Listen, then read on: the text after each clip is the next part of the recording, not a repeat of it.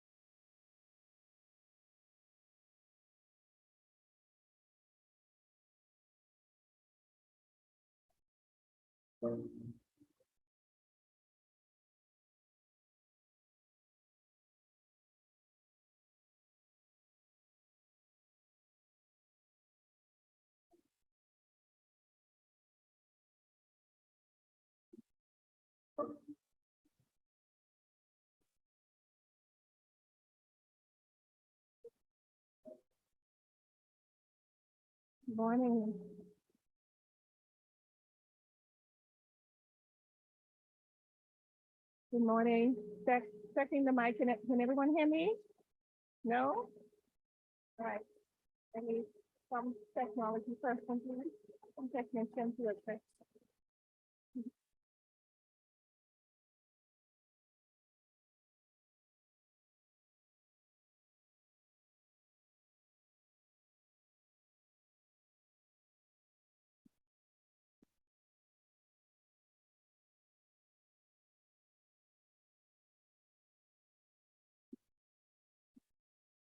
Test 1, 2, 2.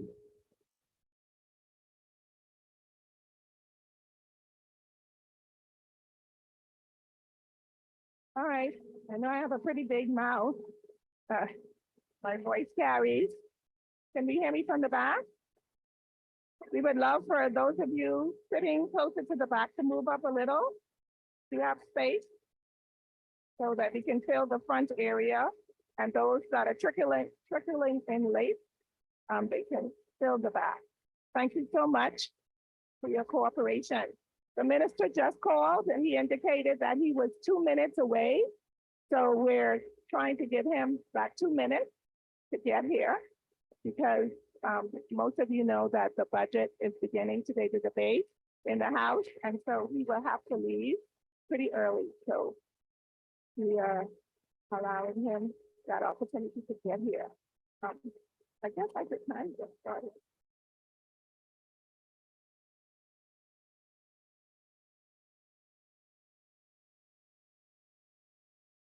All right, my chairwoman has advised me to start. Good morning, ladies and gentlemen. May I have your attention, please? So first of all, I would like to say thank you so much to this melodious music here by our Royal Bahamas Defense Force band. Yes, thank you so much for entertaining us and the delay. I invite you to stand for the national anthem of the Bahamas to mark the official opening of the 2023 Bahamas National Quality Policy Re-Engagement Forum. Under the theme, strengthening national quality infrastructure to enhance standards and quality services.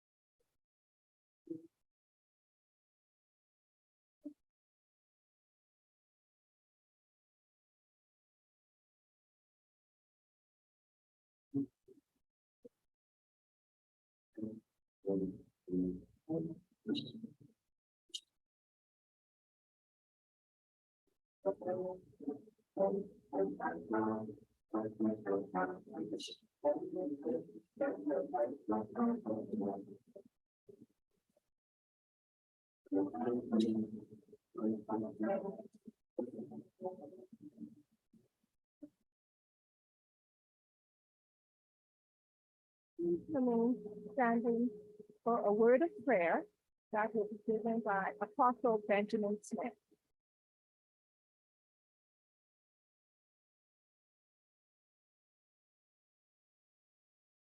Let us pray.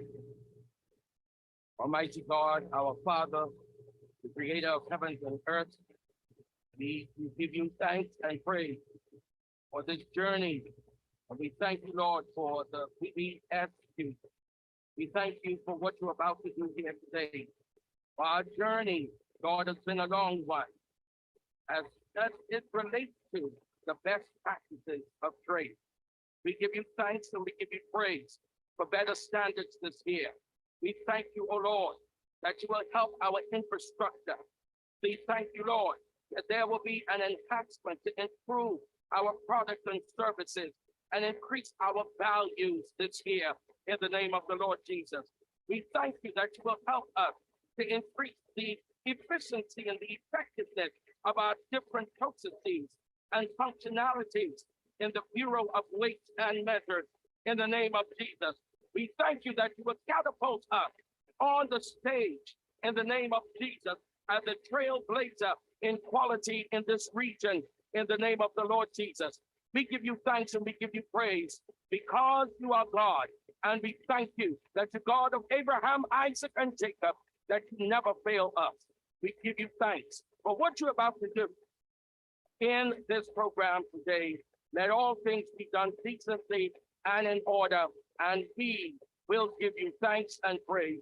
In the name of the Lord Jesus Christ, amen.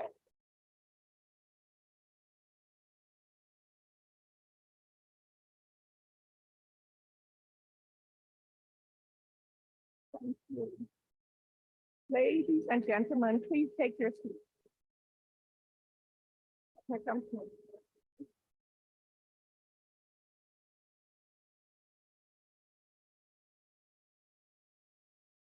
I am Dr. Renee Ferguson Bufford, the lead for the Bureau of Standards and Quality here in the Bahamas. It is an honor and humble privilege for me to be your moderator for today's proceedings. To officially welcome all of you to our 2023 Bahamas National Quality Policy Re-Engagement Forum, I invite the chairwoman of the board of the BDSQ, Ms. Pauline Vicari, to the stage.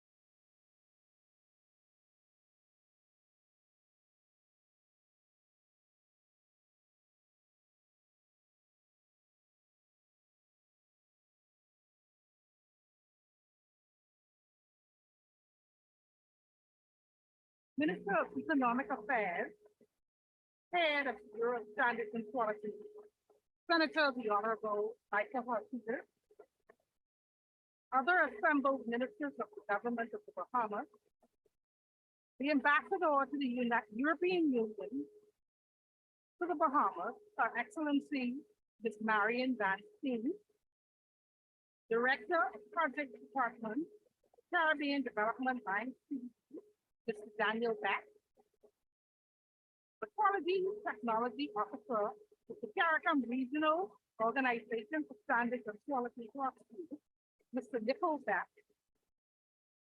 Councilman Mr. Arnaldo Basin and Mr. Cadrington Holding, and Councilwoman Simone Bethel, and the standards and the quality teams of the BPSQ, project consultant with OCA Global, Mr. Peter de la Porte, marketing consultant, CEO and Chief Brand Strategist, BFA Communications, Mr. Devin Griffin, other regional and international partners present, including Mr. Cyril Gill and Mr. Dale Phoenix, members of the Royal Bahamas Defense Force Band, members of the media, ladies and gentlemen, a pleasant good morning. On behalf of the board and team of members of the Bahamas Bureau of Standards and Quality, it is an honor to welcome you all to the 2023 Bahamas National Quality Policy Re-Engagement Forum. I'm elated to see so many public, private sector leaders alongside our regional and international partners, other key stakeholders here today. A special welcome is extended to those of you joining us online from across the family of islands. Thank you for making the time to be with us virtually. The theme for today's event is strengthening the national quality infrastructure through enhanced standards and the quality services. And we have much to share about the work we have been doing to achieve this goal. Following the catastrophic impact of COVID-19 pandemic occurring Hurricane Dorian, the Bahamian people and economy are still recovering. At the Bureau, we believe that now is the time to re-engage with our partners and press on with our efforts to modernize our quality infrastructure. This forum marks the first of many engagements that the BBSQ intends to have with you, our stakeholders, to reignite the culture of excellence, innovation, and ingenuity that we need to transform our nation and grow our economy. Thank you for choosing to participate in this forum. I look forward to the probing questions, thoughtful discussions that will come from what you will share with me today. Value your contributions and look forward to enhancing the global competitiveness of Bahamian goods and services by putting high quality standards at the core of all we do. Thank you once again for joining us and a warm welcome to all.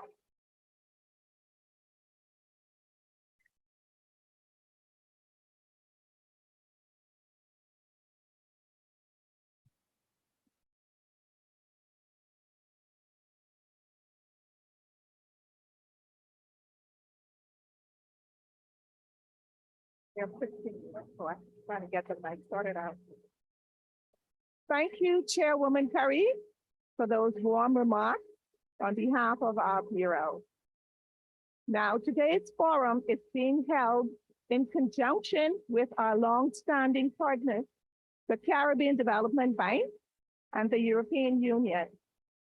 The bank and its officials have given steadfast support to our initiatives and projects, including the development of our new laboratory, which you will hear quite a lot more about today.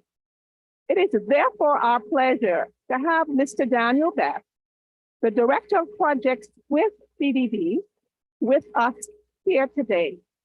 Please join me in welcoming him as he comes to offer some very brief remarks on behalf of the bank.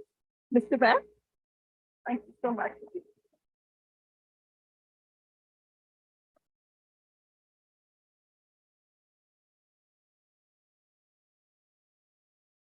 Thank you, Madam Chairwoman. With your permission, I'd like to observe the protocol previously established with special recognition to the presence of Senator, the Honorable Michael Hakitis, Minister of Economic Affairs, and Her Excellency Marianne Vance, European Union Ambassador to Jamaica, Belize, Bahamas, Turks and Caicos Islands, and Cayman Islands. Ladies and gentlemen, good morning. On behalf of the President and staff of the Caribbean Development Bank, it is a pleasure to be here with you today in beautiful Bahamas. For this, the 2023 Bahamas National Quality Policy Re-Engagement Forum. Indeed, today marks a critical and crucial turning point in the development of the island's national quality framework. At the CDB, we highly value our partnership with the Bahamas, evident in our extensive assistance to the government in critical areas such as education, energy, fiscal policy, and infrastructure development. The bank is therefore proud to continue its engagement with the country through this project, aptly entitled Enhancing the National Quality Infrastructure of the Bahamas through the establishment of the Metrology Project. The Caribbean Development Bank recognizes that the key to enabling global competitiveness lies in the establishment of effective national and regional quality systems. This will require more strategic planning and institutional strengthening, especially in areas where capacity constraints exist. And most importantly, it necessitates bringing together strategic partners across the public, private, and regional institutional network. This forum today represents a summation of these parts to the whole. Through funds provided by the European Union under the 11th EDA, EPA, and CSME standby facility and managed by CDB, we are working collaboratively to ensure that the government of Bahamas is provided with, one, a comprehensive strategy and implementation plan to streamline the establishment of a sustainable industrial metrology service. Two, a quality management system that meets the requirements for accreditation to the ISO IEC 17025 standard. Three, key equipment to support the provision of new metrology services. And fourthly, a communication campaign to catalyze the use of the Bureau's services to potential clients. Ladies and gentlemen, the culmination of these activities means the ability to achieve and sustain compliance with today's increasingly stringent and complex international standards. With this in mind, we are addressing one of the most challenging obstacles to business growth. That is market access. To surmount this obstacle, we are creating enabling conditions for economic expansion through trade facilitation. CDB believes that advancement in quality management systems will contribute to the regional objective of promoting competitiveness by establishing standards, instituting technical regulation, and harmonizing policy across the regional landscape. It is initiatives such as these that accelerate the integration agenda and build economic resilience, both of which remain at the core of CDB's development thrust and the length of the bank's 2022 to 2024 strategic plan. As I close, I would like to encourage the private sector to get fully engaged in the critical steps of this afternoon, which are designed to help chart a way forward to establish robust quality infrastructure in the Bahamas. Your businesses, industries, and communities all stand to benefit. Please be assured that CDB continues to be committed to providing ongoing support to stimulate and enable private enterprise because it as integral to sustainable development. As we embark on this chapter, let us remember that this re-engagement force is a testament to our collective aspiration, dedication to excellence, and belief in the power of science and technology for success. It is a beacon of hope for the future, illuminating the path towards a more prosperous and sustainable Caribbean. On behalf of the CDB Unfunded Partners, I extend my warmest congratulations to all those involved in this initiative. May it serve as a catalyst of progress, innovation, and inclusive growth. We look forward to continuing to work together to create, boost, and expand trade opportunities that will enhance the economic performance of CARIFORUM member states and lead to meaningful, productive outcomes for the good people across our wonderful region. Ladies and gentlemen, I thank you.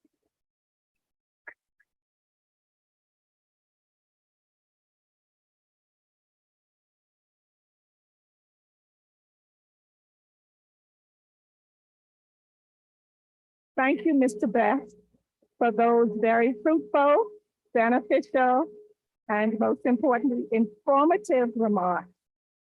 And again, we're delighted to have you here present with us today and look forward to engaging with you as we move through today's activities. Again, we thank you for the continued support. We are now going to have the keynote address because we know that Minister has to leave in a moment. Minister, do you want me to move to the virtual presentation or would you like to speak now? Okay, coming to introduce him with the chairwoman, Pauline. Virtual presentation, okay? Oh, you there? He's doing.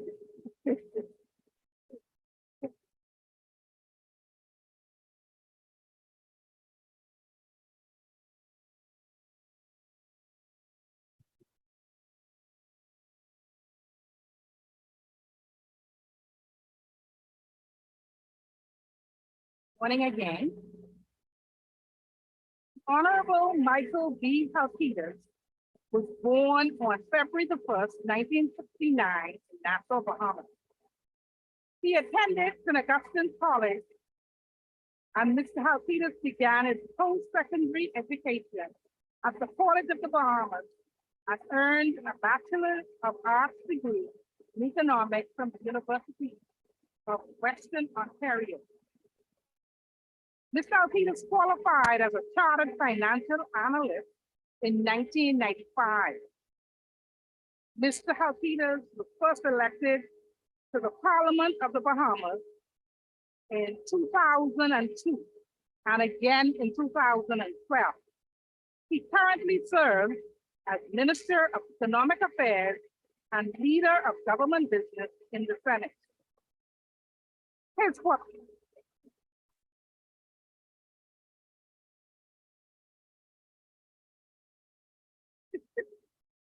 Portfolio responsibilities include promotion of financial services, small business development, ease of doing business, consumer protection, and international trade.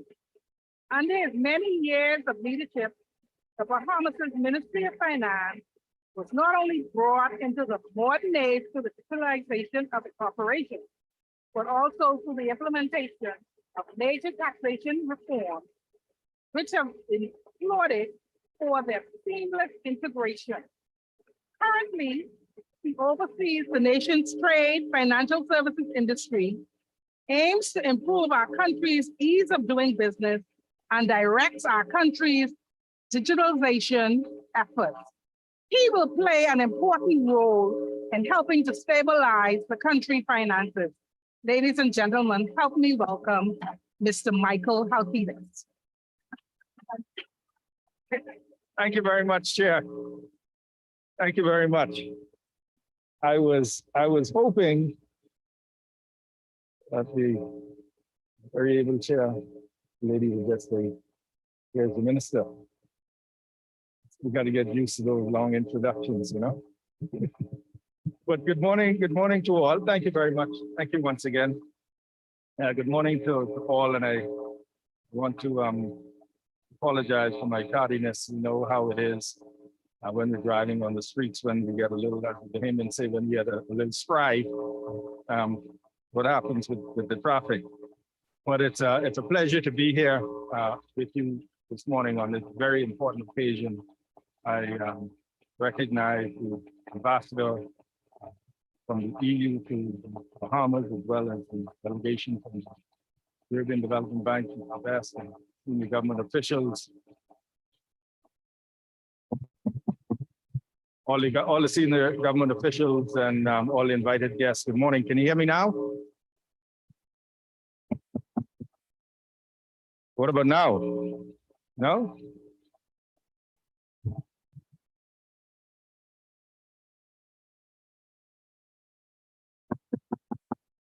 Oh, how about that? No? I do not.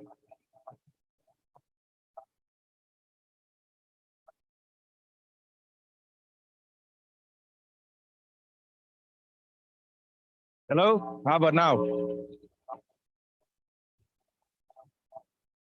You can hear me? How about at the back?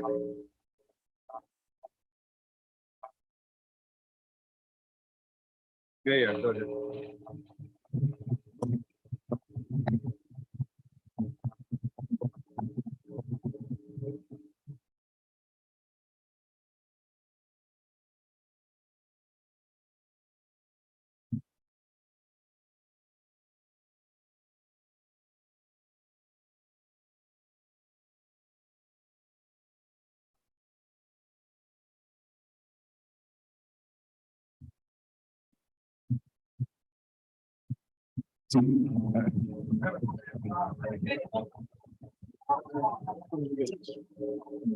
Let's keep our fingers crossed. Good morning, ladies and gentlemen. Can you hear me now? All right. Thank you. Thank you very much. Good morning. Good morning once again. And it's such a pleasure to be here. Once again, I acknowledge the presence of all our guests and our support staff, Mrs. Buffett and Dr. Buffett and her team, and all the invited guests. A pleasant good morning to all. And it's a pleasure to see in the audience one or two of the people who were involved with when the Bureau of Standards and Quality was in its embryonic stages, and who have worked all these years to assist us to get to this point that we are at today, when we are seeking to launch to another level. I'm speaking of Mr. Kevin Simmons and Mr. Aaron Bryce, who are in the audience. Good morning, gentlemen and others. As the world continues to expand and diversify through international trade and commerce, it calls for the Bahamas to pivot and adapt to global standards to advance ourselves economically. Through the establishment of the Bahamas Bureau of Standards and Quality, we have begun to lay the necessary framework to enhance competitiveness and provide access to new and emerging markets for Bahamians. Ultimately, our work continues as we improve upon the standards and quality of goods and services exported, thus allowing for the promotion of fair trade, industry best practices, and the overall protection of the consumer against unsafe products and practices. Since the launch of the BBSQ just about a decade ago, significant strides have been made towards this advancement. Under the 10th European Development Fund, the EDF, we formulated our national quality policy, which has helped to establish some of the Bureau's present services. We have built capacity through the recruitment of staff, established our legal metrology services to include verification of fuel dispensers and commercial scales, implemented a pre-export verification of conformity program for used vehicles imported from Japan, Singapore, United Kingdom, United Arab Emirates, and we have revised our legislation and adapted numerous standards with many more currently under review. In more recent years, following the threat of global health and economic crises, it has been the aim of this government to foster economically sustainable growth and development.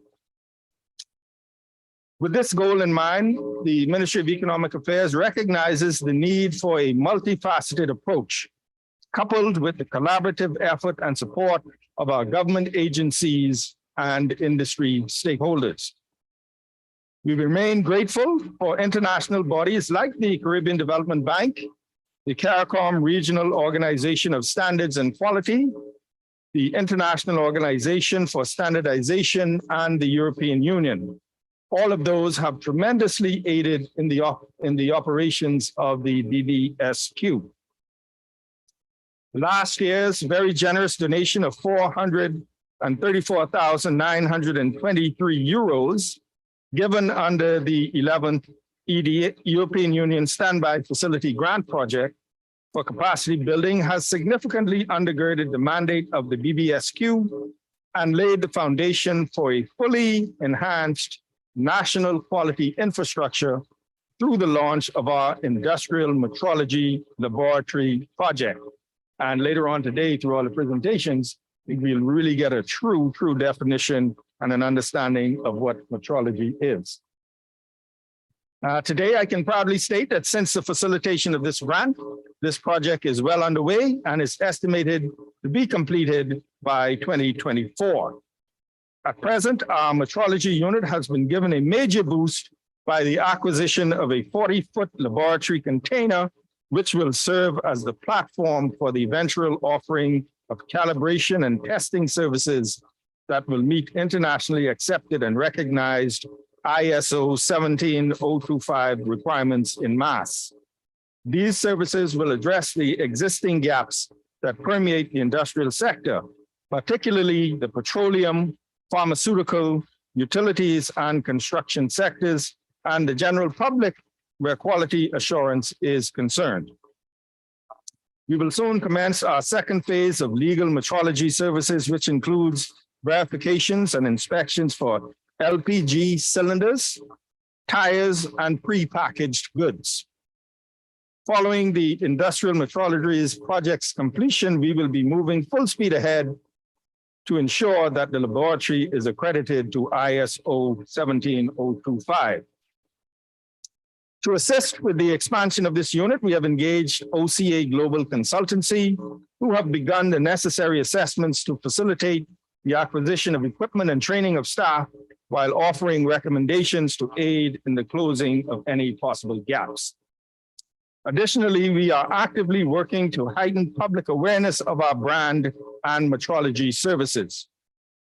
Our marketing consultants, G&A Communications, have been a vital resource in these efforts through the formation and implementation of our strategic marketing plan. And I would pause here to say, on the way here, stuck in traffic in the rain, I was on the phone saying to a friend of mine, I'm on my way to this BBSQ forum. And he said, well, what does BBSQ do? And I started to speak about, testing and verification of scales and all of these things. And they were like, wow. And so it speaks to the importance of communication and public awareness on the role of the BBSQ, particularly as it relates to consumer protection. So we are fully on board with that. Our rebranded logo and website unveiled this morning are just the beginning, or that will be unveiled this morning, are just the beginning of these relaunched efforts. And I want to just acknowledge our consultants from OCA Global and G&A Communications who have joined us today. I had the pleasure of having a courtesy call with them yesterday.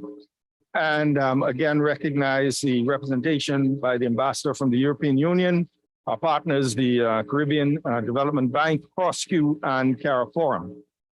The assembly of all our key stakeholders for the purpose of this occasion is a testament to the reach and progress the BBSQ has made so far. I want to commend the Executive Director Buffett and her team for their professionalism and dedication, and I must add, enthusiasm to the mandate of this agency. Enthusiasm. When I first met Dr. Buffett, and she's talking about standards and quality and the BBSQ, the word that came to mind is enthusiasm. Keep up the good work. And I would also like to acknowledge the outstanding progress the BBSQ has already made. I applaud them for the work done in just under 10 years. The efforts and vision of this agency have both a meaningful and direct impact on each and every consumer, even though they may not know it. And so from the continental breakfast offered this morning to the fuel used to power many of our vehicles, the standard and quality of all these goods and services must not only be maintained, but also improved upon. And for this reason, the Bureau continues to work hand in hand with industry stakeholders to streamline efficiencies. As a small island developing nation, the impact of implementing and adopting world accredited standards and quality is considerable. As the BBSQ works alongside our government ministries, it is my hope that we will begin to see the fruit of the robust economy this government has begun to set the stage for. And as we have heard from other agencies and ministries, it is evident how necessary the work of the BBSQ is to the advancement of both our public and private sectors. The ethos of the BBSQ must be integrated into every ministry, and the approach to standards and quality must be incorporated into every industry. And this is why the BBSQ has taken the lead in ensuring that they are certified to ISO 9001 quality management system to assist local businesses in meeting the needs of their consumers and other stakeholders more efficiently. The ISO 9001 quality management system will allow businesses to meet not just our local standards requirements, but also international standard requirements that can position our products for export. It's very, very important when we speak about expanding trade. And so, for example, following the recent launch of the Golden Yoke Project by the Ministry of Agriculture and Marine Resources, the Bahamas will aim to increase its egg production from 750,000 eggs per year to over 27 million eggs per year. With this push towards more sustainability comes a responsibility for quality assurance. A standard must be set to ensure the highest level of quality before any egg ever reaches a Bahamian plate or a visitor's plate. As this standard is maintained for the production of crops and poultry, the same must be adopted for our healthcare system. In order to provide the care that citizens and residents deserve, our pharmaceutical industry must offer medication that meet the proper requirements, and our facilities and equipment must follow rigorous methods of quality assurance and inspection. And this is a confidence that each patient should have in our care. And this is the level of quality that the BBSQ will work with the Ministry of Health and Wellness to uphold. Moreover, as we expand our industrial metrology unit, we will work along with the Ministry of Works to ensure full buy-in from all of our industrial stakeholders. Through the accreditation of our metrology lab, more convenience will be afforded in mass metrology to avoid the need for businesses to conduct these services outside of the country, thus creating more opportunities for Bahamians. And by establishing this partnership with the ministry and its stakeholders, we are ensuring the standards of our building codes, utilities, roads, and so much more. And we know how important that is. Our work does not end there. We will work with ministries like the Ministry of Tourism to ensure that our tourism product is meeting the mark in quality control. All of these exemplify the extent to which BBSQ will play a role and indeed is fully integrated in every facet of our economy. It is the mandate of this agency to continue to shape the way we conduct business, not only locally, but internationally. The standards and quality we work to maintain will impact the lives of each and every consumer and producer. We must continue to empower Bahamians to innovate. We must inspire them to consistently raise the bar. And we must showcase the Bahamas as not only an amazing place to visit, notwithstanding the rainy weather over the last couple of days, but also as the home of world-class products and services. And to do this, we must continue to educate our people on the possibilities of manufacturing and trade. And through the relaunch of the website that you will see shortly, the BBSQ will begin the necessary steps to remain informative and accessible with its offerings to assist Bahamians in their entrepreneurial exploits and pursuits.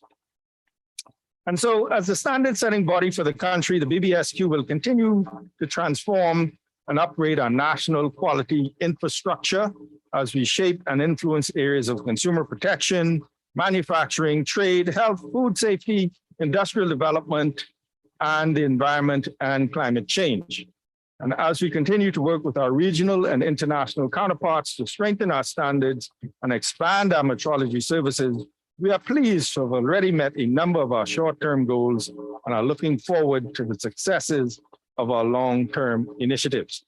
I stand eager here to witness the fulfillment of this culture of quality across the Bahamas. Once again, congratulations to you, Dr. Buffett, and your team. Thank you to all our international partners. Thank you, ladies and gentlemen, and good morning.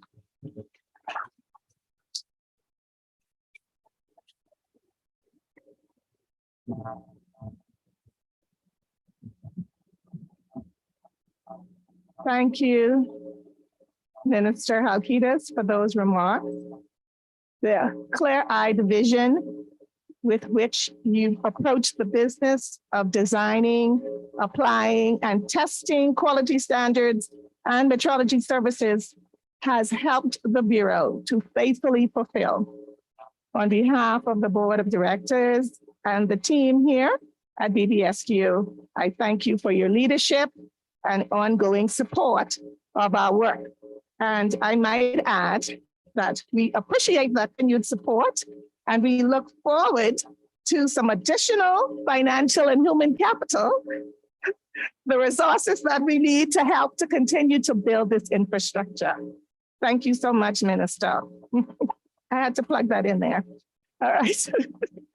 Okay. We're going to move to our visual presentation, and thereafter we will have Her Excellency, Ms. Marianne Weinstein, to present, because I know she has a flight to catch. So we at the Bureau, the BBSQ, have been working diligently to fulfill our mandate as the national authority for establishing, facilitating, and maintaining the highest levels of standardization, metrology, and as we move into conformity assessment. To that end, we continue to assess the national quality infrastructure, identifying the gaps and or the lack of compliance, conducting market assessments, and offering the necessary public reporting. We have been working with our strategic partners to expand our services and modernize the solutions we can offer to Bahamian businesses.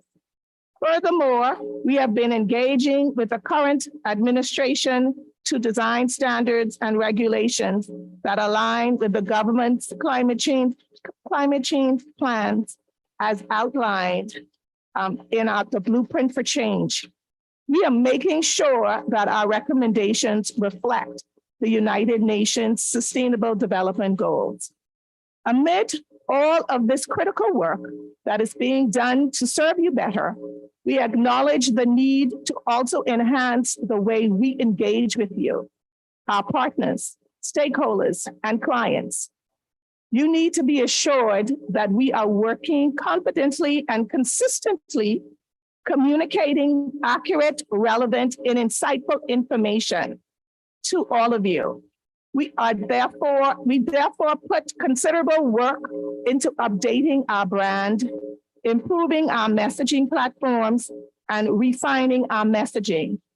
To that end, my team and I are delighted to share with you a very short visual presentation, giving you a first look at our redesigned website and our rebranded logo.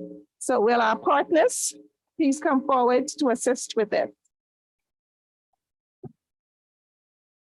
And this is Azelified Ms. Randia Coakley.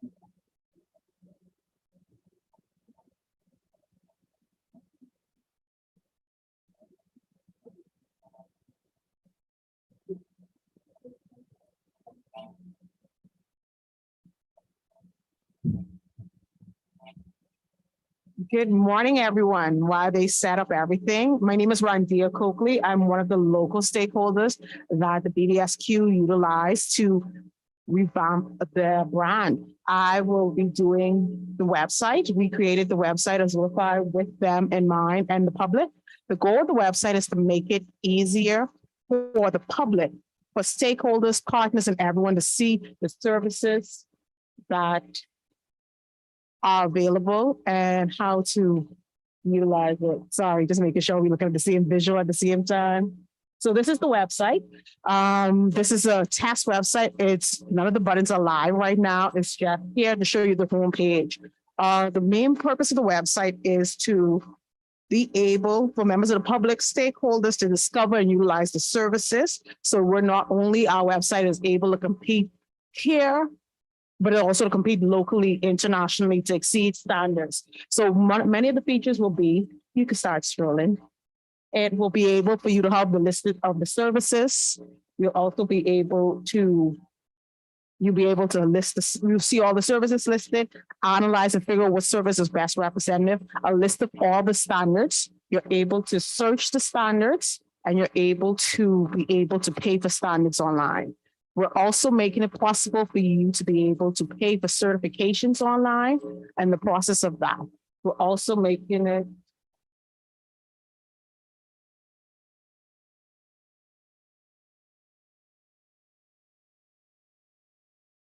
I don't even know if I can take the mic. I'll just finish talking about it and I'll stroll it afterwards. So yes, and it'll be able to issue the wonderful BBSQ will be able to issue and accept RFPs. It'll be able to list opening jobs, openings in the careers page. It'll be mobile friendly website. So basically you're able to pay and do any of the certifications online at any time. We'll also be able to have anyone learn about upcoming events that BBSQ will be having. Right here, you'll be able to make the payments. You'll be able to search standards and be able to see the most popular standards there. We have a whole page library dedicated to be able to search all the standards at once. You'll be able to have contacts for all the departments at BBSQ. So it's basically revamping the way the BBSQ communicates and connects with the public. The website will be a platform for anyone to be able to learn about the different partners they have and so forth. Yes, it'll be a mobile, like stated, mobile website. It'll be a mobile website, so you'll be able to pay for everything online on the go. You'll be able to search for the standards, you'll be able to make requests, and with that, that'll be for international standards as well as local Bahamian standards. We also will be doing an innovative section where all of the new standards that are pending to be published will be able for the public to annotate and give their input directly to the BBSQ without having to do excess paperwork. You can continue scrolling. We'll also have the listed library of videos because the BBSQ has spent a lot of time creating content that engages the public, help them understand visually what happens at the public.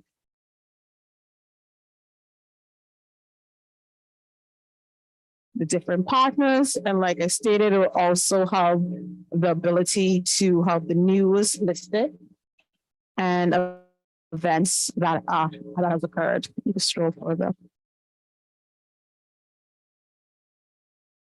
And the FAQ on the homepage. So all the frequently asked questions will be able to be answered, to be able to stop the process of redundant information, all be able to accessible. And that there is the main aspect of the website, which has all the services listed, about us, the teams of entities, and so forth. Enjoy it.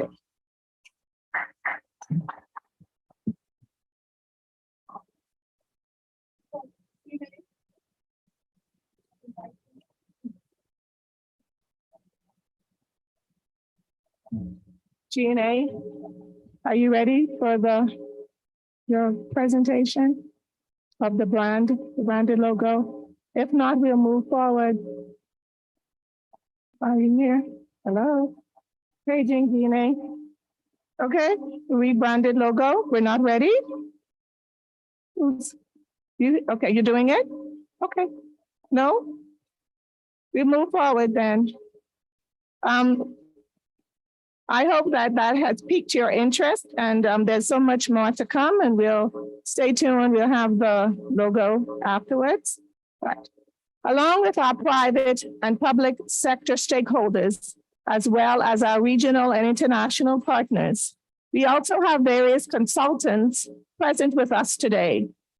Consultants whose invaluable contributions help to shape and inform our work and help us to continuously enhance how and when we engage with the public. We are pleased to have them with us today, and I invite some of them to share some brief remarks or greetings, beginning with Her Excellency, Ms. Marianne Van Steen, the Ambassador of the European Union to the Bahamas.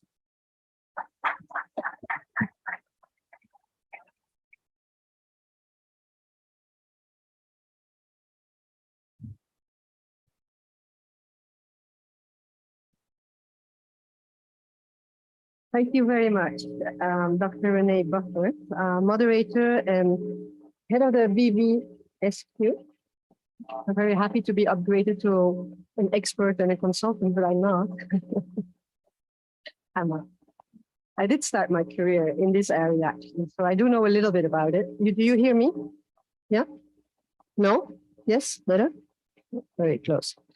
Anyhow, very, very happy to be here. Very happy that protocol has been established. A particular greeting to the minister, of course, and to the CDB and to the BBSQ and each and every one of you present here, or I think maybe also online. Good morning to all of you.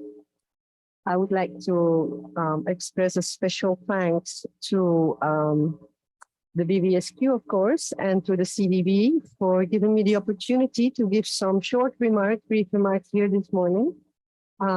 Two reasons for that. One is a coincidence. I'm the EU ambassador to the Bahamas, but unfortunately I do not live here. So I only come here once in a while. And I was very happy that just during my short official visit here, this event takes place and that I can use this opportunity to say a couple of words. But that's not the most important reason why I'm here is because the European Union is actually financing a project, which is probably one of the main reasons that you're all here today. So, so yes, it's a project. I mean, it's one of many projects that the Caribbean Development Bank is implementing for the European Union here in the Caribbean. I think for the moment we have 25 projects ongoing in no less than 13 countries. We couldn't do that without the CDB, so special thanks goes to you.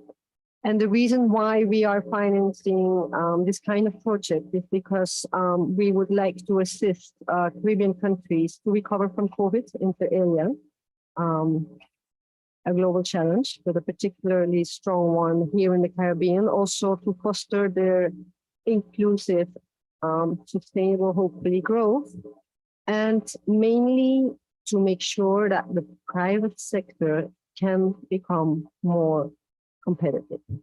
So we have some 25 projects ongoing. The one here in the Bahamas, I think everything has been said, so I'm not going to go into great details. But the project that we are financing here in the Bahamas is on the one hand a project to provide infrastructure. I think the minister has mentioned the metrology lab that is part of it. And I think it's important. My colleagues were here when it was launched, I think a couple of months ago in January. But it's not just about infrastructure. At the end of the day, people also need to learn how to work with the infrastructure. So there's quite some capacity building there.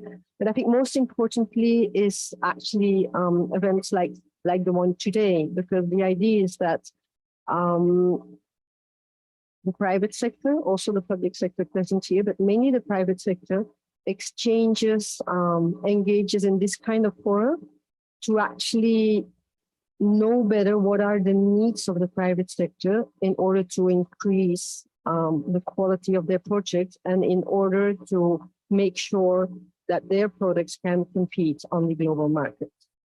So that is about our project, but in the in a bigger ambition, I would like to remind you, many of you know, but I have realized in many of the countries of the Caribbean, sometimes it seems to have been forgotten, that we have a very important economic partnership agreement in place since 2008. And that agreement gives the opportunity for the CARIFORM countries to put their products on the market, on a huge market in the European Union, more than 460 million consumers, without paying any duties. So we have looked at that agreement, at the implementation of the agreement, and we've come to the conclusions that there are actually lots of opportunities that are still out there and that have not really been benefiting the private sector or the countries of the Caribbean. So one, I mean, we support quite a lot of projects, some of them with the CDB, in order to actually make sure that the private sector in the Caribbean can benefit better from that agreement. And this small but important project is part of that. So I'm going to stop here because these were supposed to be very brief remarks, but I'm very, very happy that I could be part of this morning's event. I think it's very important. I hope you're going to have a very productive day and that BBSQ is going to learn a lot about the needs existing here in the country in order to offer the best services to the benefit of all of you. So thank you very much.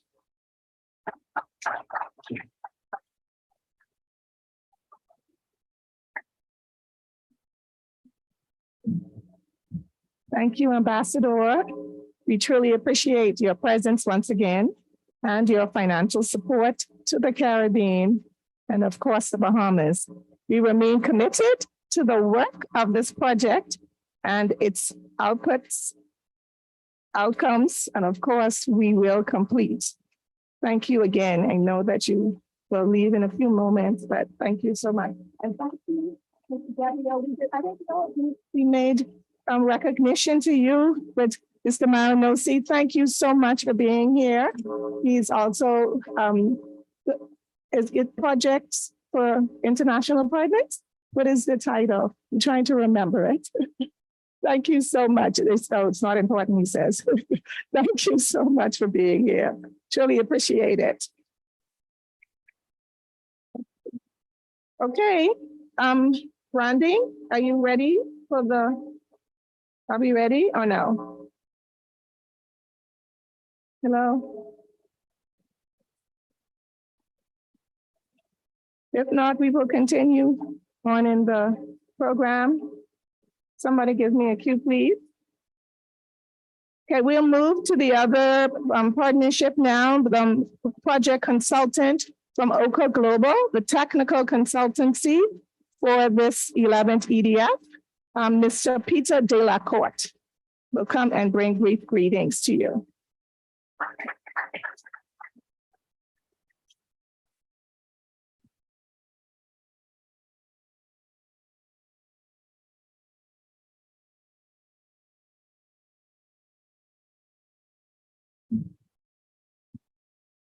Good morning, everybody. May I just say all protocols observed. My name is Peter Delacourt. I'm a metrologist and I am.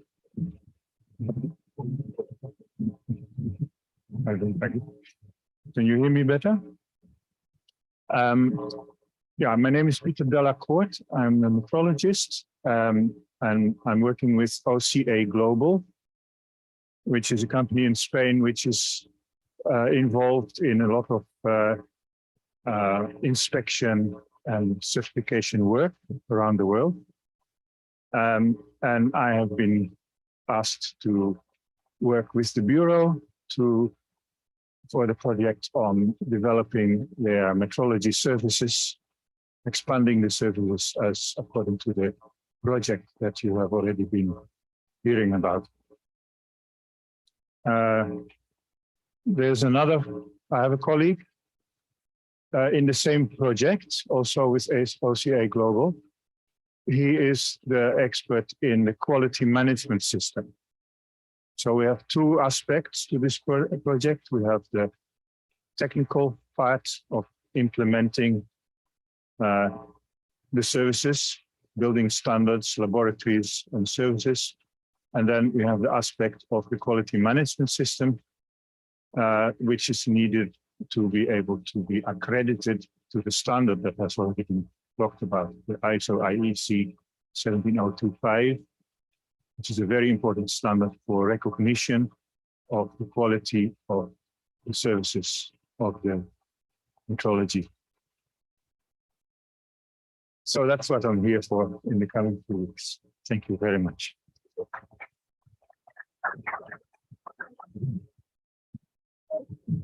Very quickly, we'll have Mr. Devin Griffith from GNA Consult Communications. I apologize, the marketing consultants. And thereafter, we will have Mr. Nickel Best from he's the Metrology Technical Officer for the CARICOM Regional Organization for Standards and Quality. Once they're done, we will have a selection by the Royal Bahamas Defense Force Band.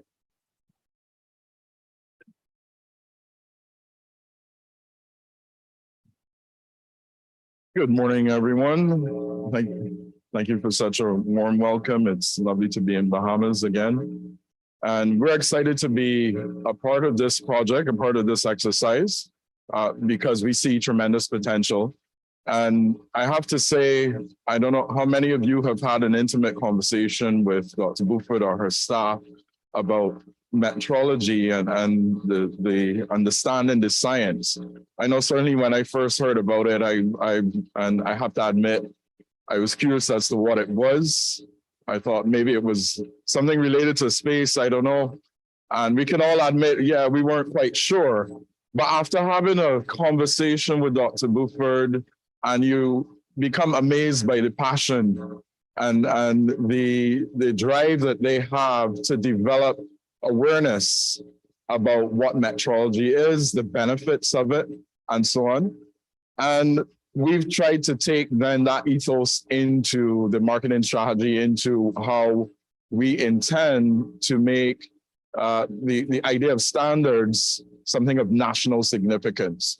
So I'm hoping that you can all join with me in giving the BBSQ team a round of applause for being so inspiring. And we've used that inspiration to develop a very effective marketing strategy.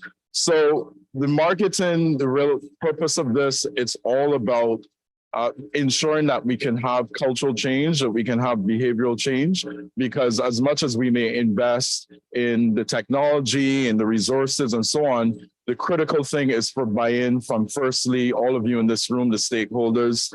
You're the custodians, you're the advocates, you're the ones who have to really create the buy-in and sell this message. But then additionally, of course, the marketing must be able to do the necessary outreach to sensitize the public and to encourage them to see the value of this incredible organization and the need for our national quality infrastructure. So the key aspect of the exercise is about changing mindsets. It's about creating a culture of quality and for us to come together collectively to raise standards.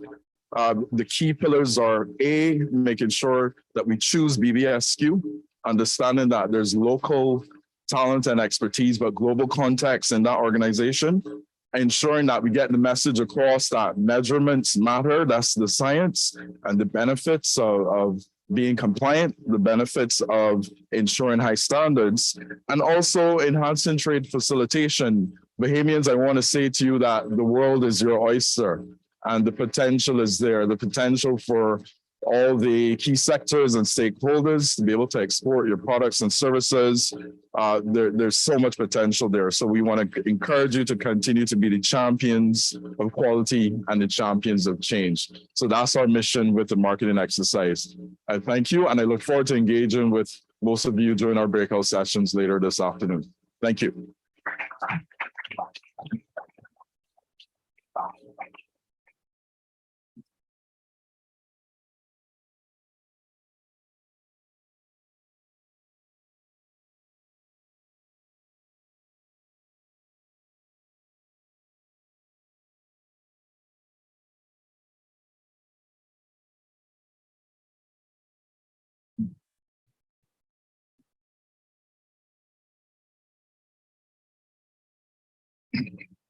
Good morning, esteemed delegates, officials, ladies and gentlemen, in person and online, all protocols observed.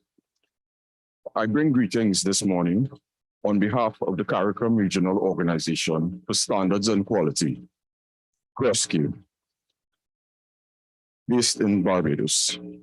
My name is Nicole Best. I am the Technical Officer for Metrology, and I represent the CARICOM Regional Organization for Standards and Quality, CROSQ, here today on behalf of my CEO, who unfortunately had a pre-existing commitment and could not be here in person. Having received this invitation to be involved in this re-engagement forum under the theme, Strengthening the National Quality Infrastructure through Enhanced Standards and Metrology Services, event here today, we at the CROSQ Secretariat could not refuse. Leading up to and from the actual establishment of the BBSQ, CROSQ, as the CARICOM organization for the development of a regional quality infrastructure, has been on hand to lend assistance where necessary, be it in training, in standards development, or of metrology officers, metrology officers, and enhancement of the metrology and measurement infrastructure here in this country, as per the opportunity before us now. My presence here today is also thanks to the 11th European Development Fund, EDF, Technical Barriers to Trade program. And on this occasion, in support of the EDF CSME standby facility. Rescue welcomes the opportunity over the next couple of days to provide information and also to hear from stakeholders here on the ground how we may better support the development of capacity in standards and metrology infrastructure in particular, and quality infrastructure in general, to allow the Bureau and even Rescue working through the Bureau to supply the services you most keenly need. At Rescue, a national quality policy, NQP, is considered a guiding framework to improve both regional and international competitiveness of national goods and services, as well as guide the application of the national quality infrastructure to support the economic, social, environment, and the sustainable development of the country. To date, national quality policies, NQPs, have been developed in 13 CARICOM member states, and Rescue's CARICOM regional quality policy has been used in all cases as a base for countries seeking to ensure that quality competitiveness is a key consideration across all aspects.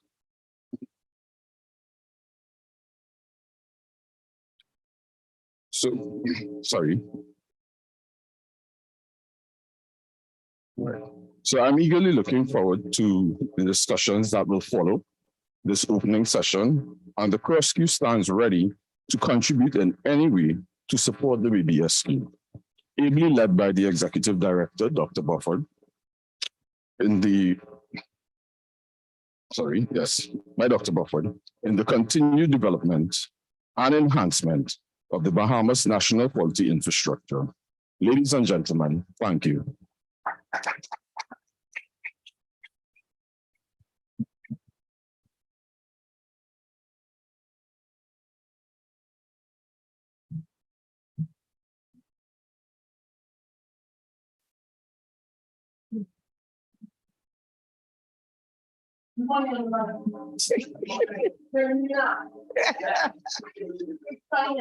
Yes.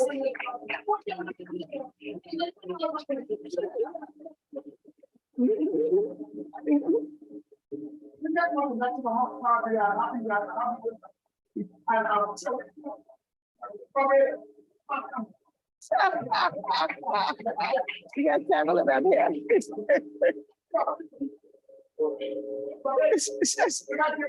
Yes. Where are they? I don't know.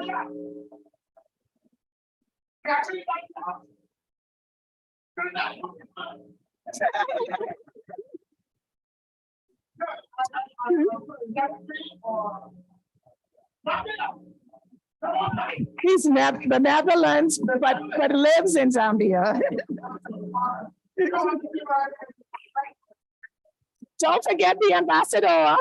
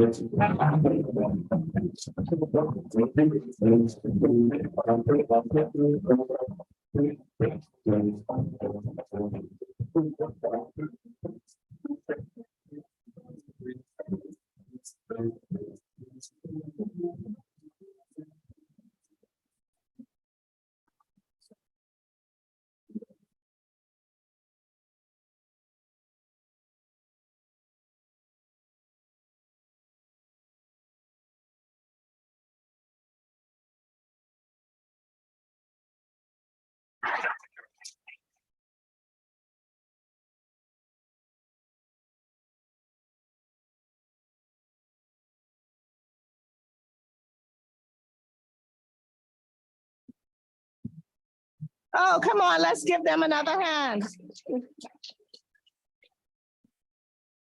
We do it right in here. Thank you so much to the Defense Force and thank you for the greeting. And of course, we have to recognize our regional partners, Crossview. We appreciate the continued support of Crossview and your presence here today, Mr. Best. Right, we'll move very quickly into brief remarks from a couple of our national government officials, bringing greetings on behalf of the Minister of Work. We have Deputy Director.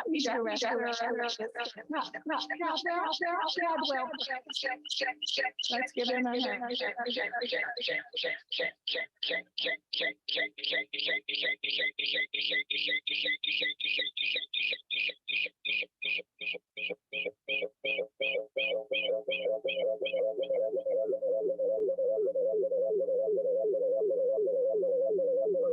With two left feet. I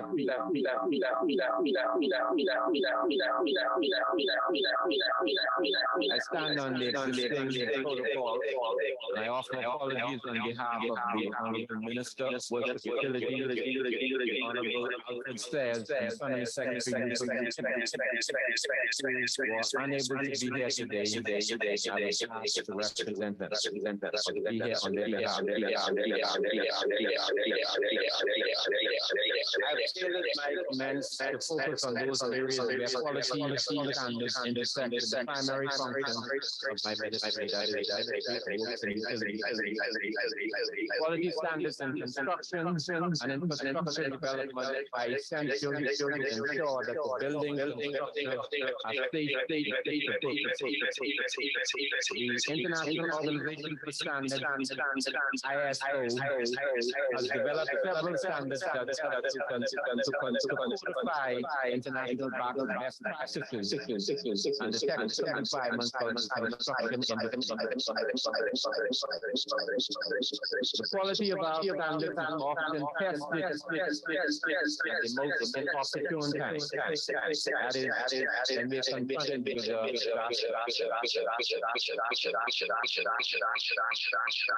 recently, we had to deal with a number of hurricanes. Dorian Irene Francis, Matthew, Donna, Michelle, walking unemployed. Yes, in the name of Jesus. Our resilience in the past is a measure of how well they survive, including our ability to return to normality in the shortest time possible.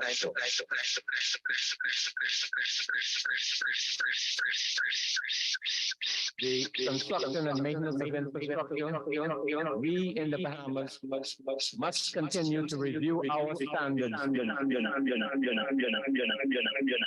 and to address any deficiencies. My ministry is frequently confronted with the need for quality standards.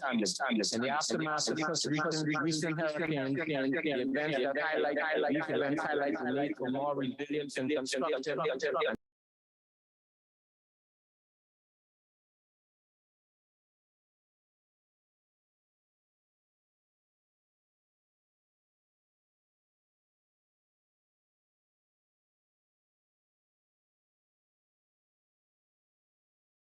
Fire Protection Agency or Association, the Underwriters Laboratory, the Canadian Standards Association, and in the near future, the Caribbean Regional Energy Efficiency Building Code.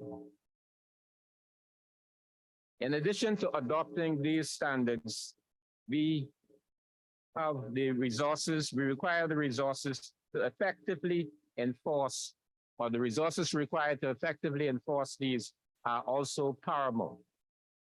Capacity building will be needed to properly train and equip staff on new standards.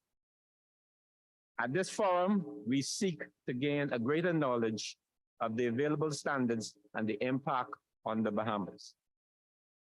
I therefore encourage you to continue to work together towards and to seek to promote the exchange of quality standards and services amongst our peers.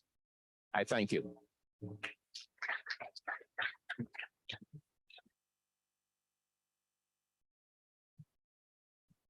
Thank you so much, Deputy Director Pratt, for those remarks. We're honored to have you with us and to demonstrate your continued support and collaboration with the Bureau of Standards. We were supposed to have Minister Sweeting's representative. Is anyone here? Not sure. Is there any other representatives for the ministers? We know that they're in the house. I just wanted to make sure I didn't miss anyone. At this time, I'd like to recognize past chairman, who is also here. I notice he's in the audience, Mr. Aaron Pratt, Bryce, just said Pratt, Mr. Aaron Bryce. And also I would like to, let's give him show our support to him. And I would also like to, for our board, current board members to stand. We have our deputy deputy chairman, Mr. Colby, Cadrington Colby. We have our councilwoman, Simone Bethel, our marketing and public relations head. And also finance, I don't see him, Mr. Arnaldo Basin. He may have stepped out for a moment.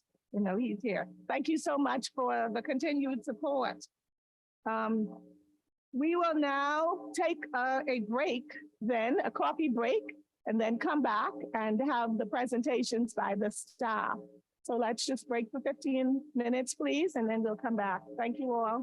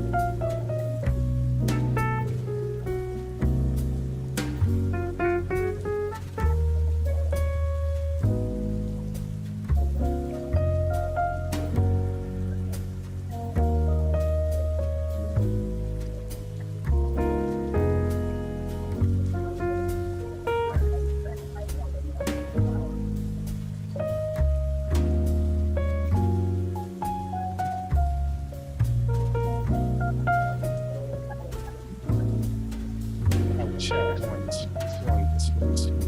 Check, check. One, two, one, two.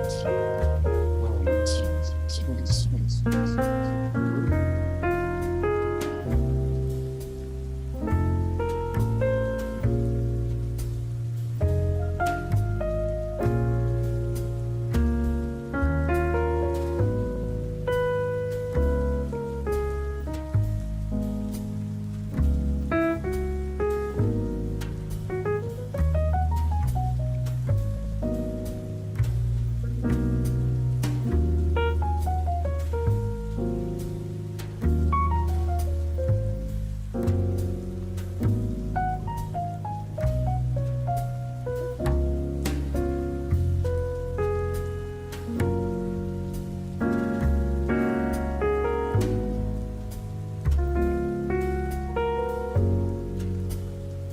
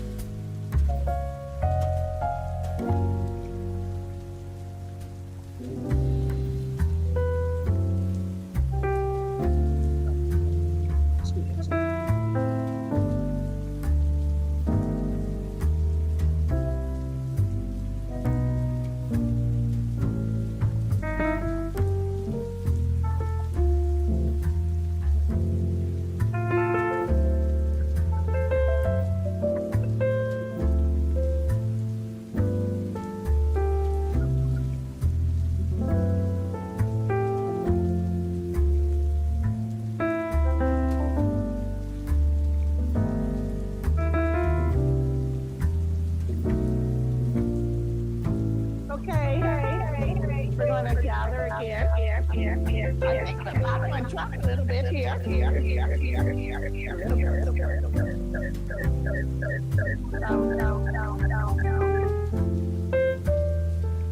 While we're gathering, I would like to recognize. Oh, yes. But I'll have to remind everyone that we must put the microphone closer to our mouths, please. So that the back can hear us. I believe the speakers may be to the front and members to the back. Is that what's going on? Okay.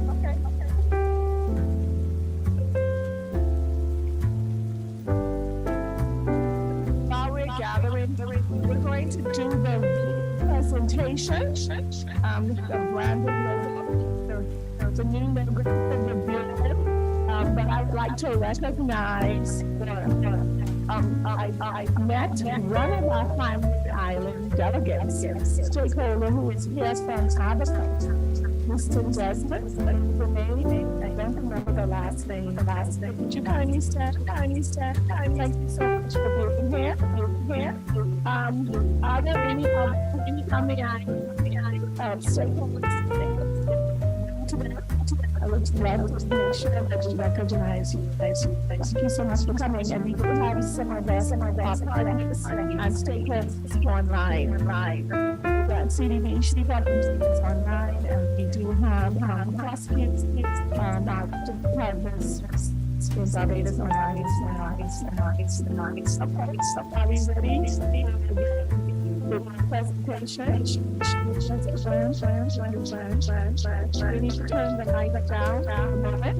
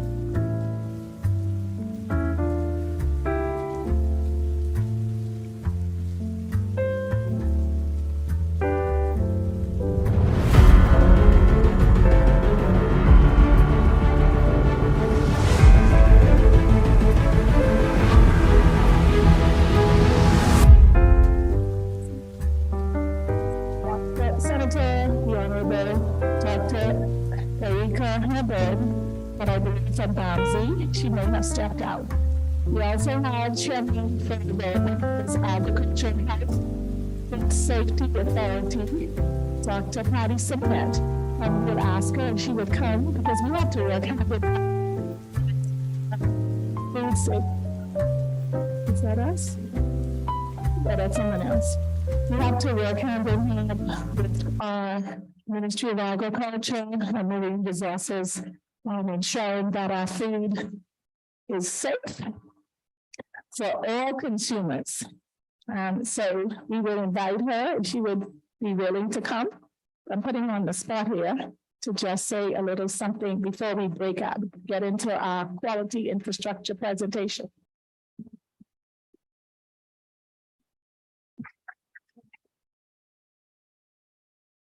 Good morning and thank you. I'm tippy-toeing. I'm not as tall as Dr. Buffett here, but in any event, thanks for the opportunity to speak. I'm Dr. Patty Simonet and chairperson for Bahamas Agricultural Health and Food Safety Authority, otherwise known as BAPSFA. So if you hear BAPSFA in your daily moveabouts, you will know that BAPSFA is the acronym for Agricultural Health and Food Safety.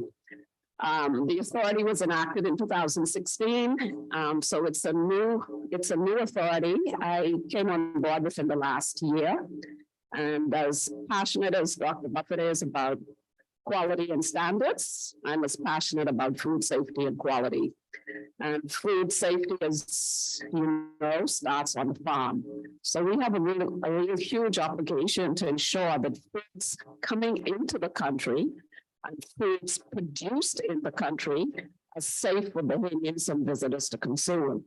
And coming from the background of, as an exercise physiologist and also with my degree in nutrition, clinical and public health nutrition, I see the damage that poor nutrition and inferior food has on public health and individual health. So I'm excited about the opportunity to work with our sister agencies like the AIC and BAMSI, and as importantly with Dr. Buffett and her team in food safety and quality, because when you begin to understand all the foods that are banned in the EU, for example, that are allowed to come into the Caribbean region, food additives that we know cause any number of diseases from cancer to obesity to diabetes, they're on the shelves in our food stores. And so we have a huge work to do to ensure that we protect the Bahamian public. And it's so unassuming when I look at a package of M&Ms the other day that they were giving out at church during Easter time, and there are about 6 to 8 different food colorings in them, all the artificial colors that's in candies and cereals and medicines, and well, not to mention the fact that some of these are addictive because they alter brain chemistry levels, and we don't think about that and what it's doing to our children. So we have a huge amount of work to do. I'm excited and passionate about it as we move forward with the BSQ to not only improve quality and standard, but also move this to the point where we could, I read the newspaper headline the other day where the PM was talking about not imposing a sugar tax. Well, we don't have to impose a sugar tax. We just ban those things from coming in the country in the first place. You know, so we really need to, and I'm not speaking for the PM, that's my personal professional opinion. But we really need to take this seriously because what I see, I have patients in their 20s and 30s and 40s, not seniors like myself, but young people struggling with cancer and dying of cancer with compromised immune systems. We have to clean it up. There's no ifs, ands, and buts about it. So you can hear my passion before I take more than I intended to. Dr. Buffett, I thank you for the opportunity. I look for your support and really understanding the work that we have in front of us.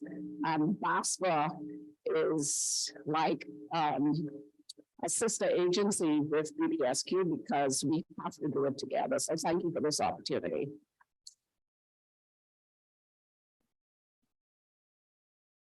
Thank you so much. At any time, I was on the board for the last administration, so I am passionate about the work of FAFSA, and I see the need. All right, we're going to move into our PowerPoint presentations from our teams at the Bureau. We're excited about this.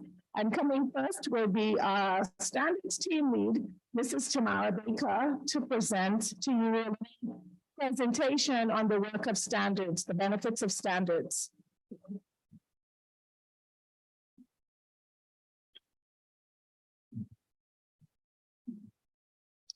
Thank you, Dr. Bedford.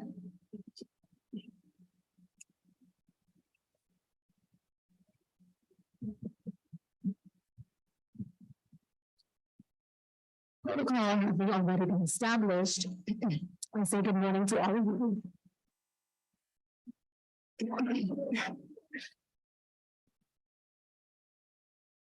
So our theme, strengthening national quality infrastructure through enhanced standards and metrology services. I want to briefly speak on standards. So first, I want to talk about what standards are, and then a little bit about our standards development process, the importance of standards, and the areas that we're developing standards in currently in the country. And then I'm going to just briefly introduce you to the standards breakout room or invite you, for those of you that would be joining us, just to know what to anticipate.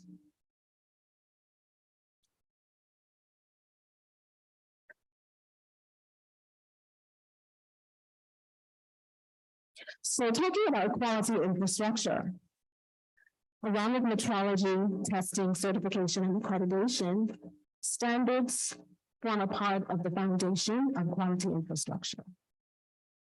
So what are standards? A standard is a document established by consensus and approved by a recognized body that provides for common and repeated use, rules, guidelines, or characteristics for activities or the results aimed at the achievement of the optimum degree of order in a given context. So you see here, this is just an image of the standard as you would receive it that outlines what I just described. Technical regulations, that's the other part of it. It provides requirements either directly or by referring to the content of a standard, a technical specification, or code of practice. So this is where we need our governmental approval to put this in force, because standards are voluntary and technical regulations are mandatory.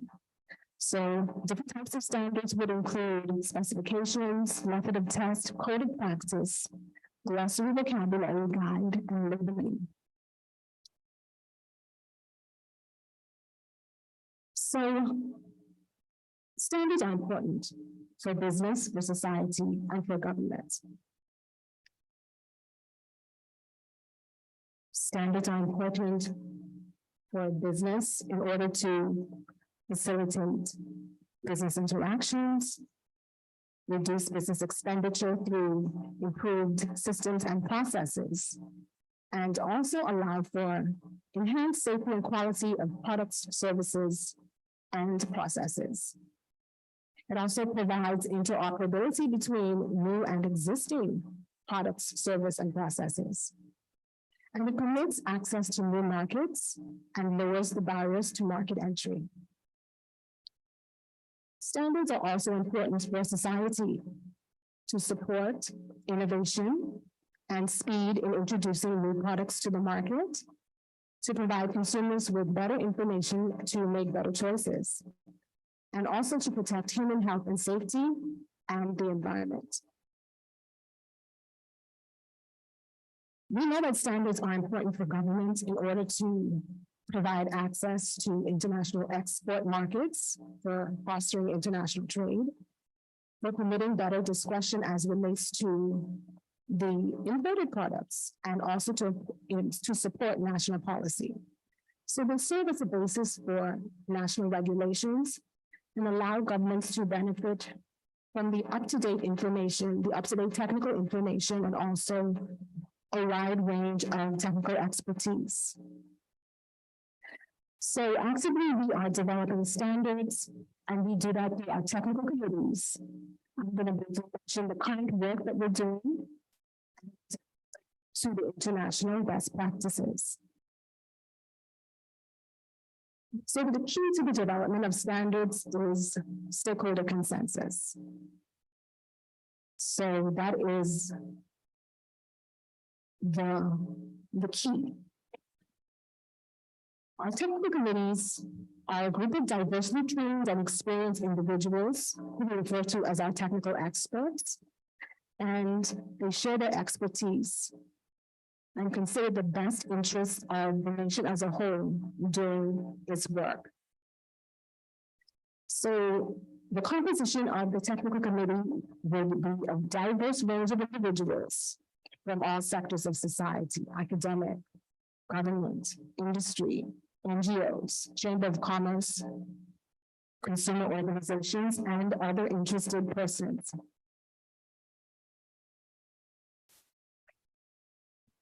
Our national technical committees, these are some of them that we're actively developing standards in presently: sports and dairy products, tourism and related services, electrotechnical and energy efficiency, road vehicles with a subgroup for pneumatic tires, environmental management and protection, food and food products, and also beauty trades and industry. And we see in some of these areas, standards would have been around for quite a while, but in other of these areas, you would think that standards are developed for them, but we're just now developing standards, for example, for the beauty and trades industry. So we're really excited to put those standards out on the market. We have representatives from various sectors of society and interested persons, specifically and especially those that are actively involved in the beauty and trades. They're working on developing standards for that. Additionally, we have regional and international partnerships. So we are ensuring to the best that we can that our standards are in line with what's going on currently in the region and also what's going on internationally. And so we have partner organizations that we work along with, diverse array of them, and I'm going to give you an example of a few. We have ISO that we briefly mentioned earlier today, International Organization for Standardization, CrossQ that we also mentioned earlier, and a few others such as ASTM, and FEC.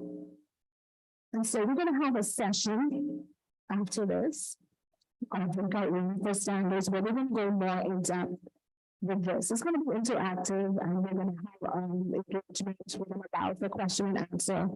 And then we're going to hear from you as to what are some of the major areas of interest, what are some of the priority areas you feel should like to develop standards in.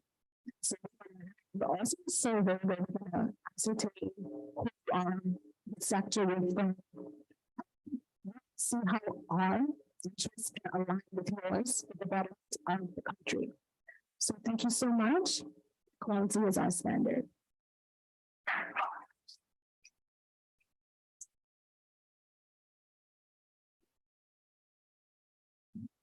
Okay, thank you, Mrs. Baker, for giving us a little snippet of the work that we do in the development of national standards. I would like to point out to those of you who may not know that the Bureau of Standards and Quality is the national standards body for the development and promulgation of standards. So all standards should come through the Bureau of Standards, the body here. So it's market driven for the most part, unless the government makes decisions that we, a technical regulation, but for the most part, standards are driven by the market. And as she said, we do have quite a number of active technical committees going on, national technical committees, more committees, with international partnerships like ISO, and we have the region, like CrossQ is here today. All right, I won't go into it because I am passionate about the work that we do.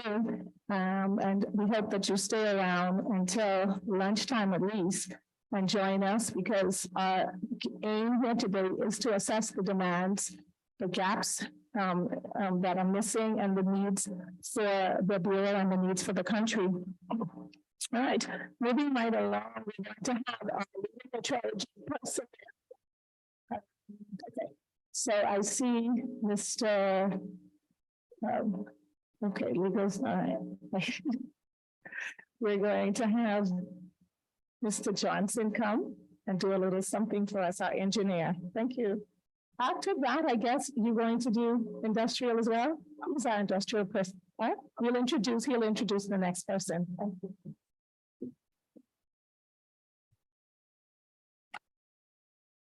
Thank you so much for having me out here today, and good morning. I had to check the time really quickly.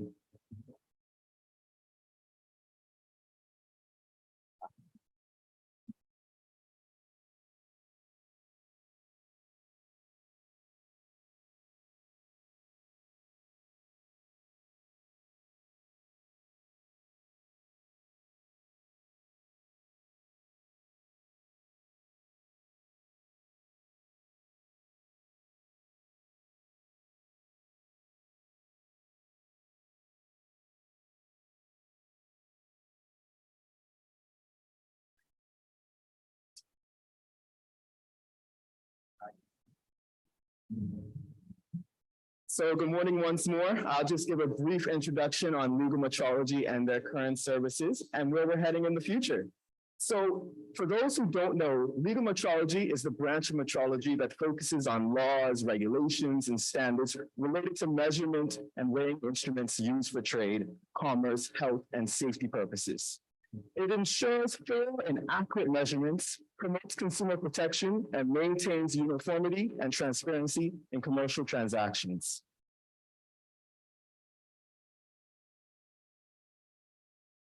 Now, our mission at the legal metrology department is to protect consumers by ensuring accuracy and reliability of measuring instruments. That's done by enforcing standards. Of course, that prevents unfair practices such as shortchanging, misleading packaging, and inaccurate labeling. For instance, when you buy a kilogram of rice, you expect to receive that exact amount that you paid for. Legal metrology helps to safeguard those practices and maintain a level playing field for all. Now, moreover, legal metrology also plays a vital role in fostering the trust and promoting fair competition in the marketplace. When businesses adhere to uniform measurement standards, it enhances the reliability of transactions and builds the confidence among all consumers. Now, this trust forms the foundation of a healthy business environment and encourages all economic growth throughout. Now, overall, legal metrology is not just limited to trade and consumer protection. It also has implications in sectors such as healthcare, manufacturing, environmental protection, and so much more.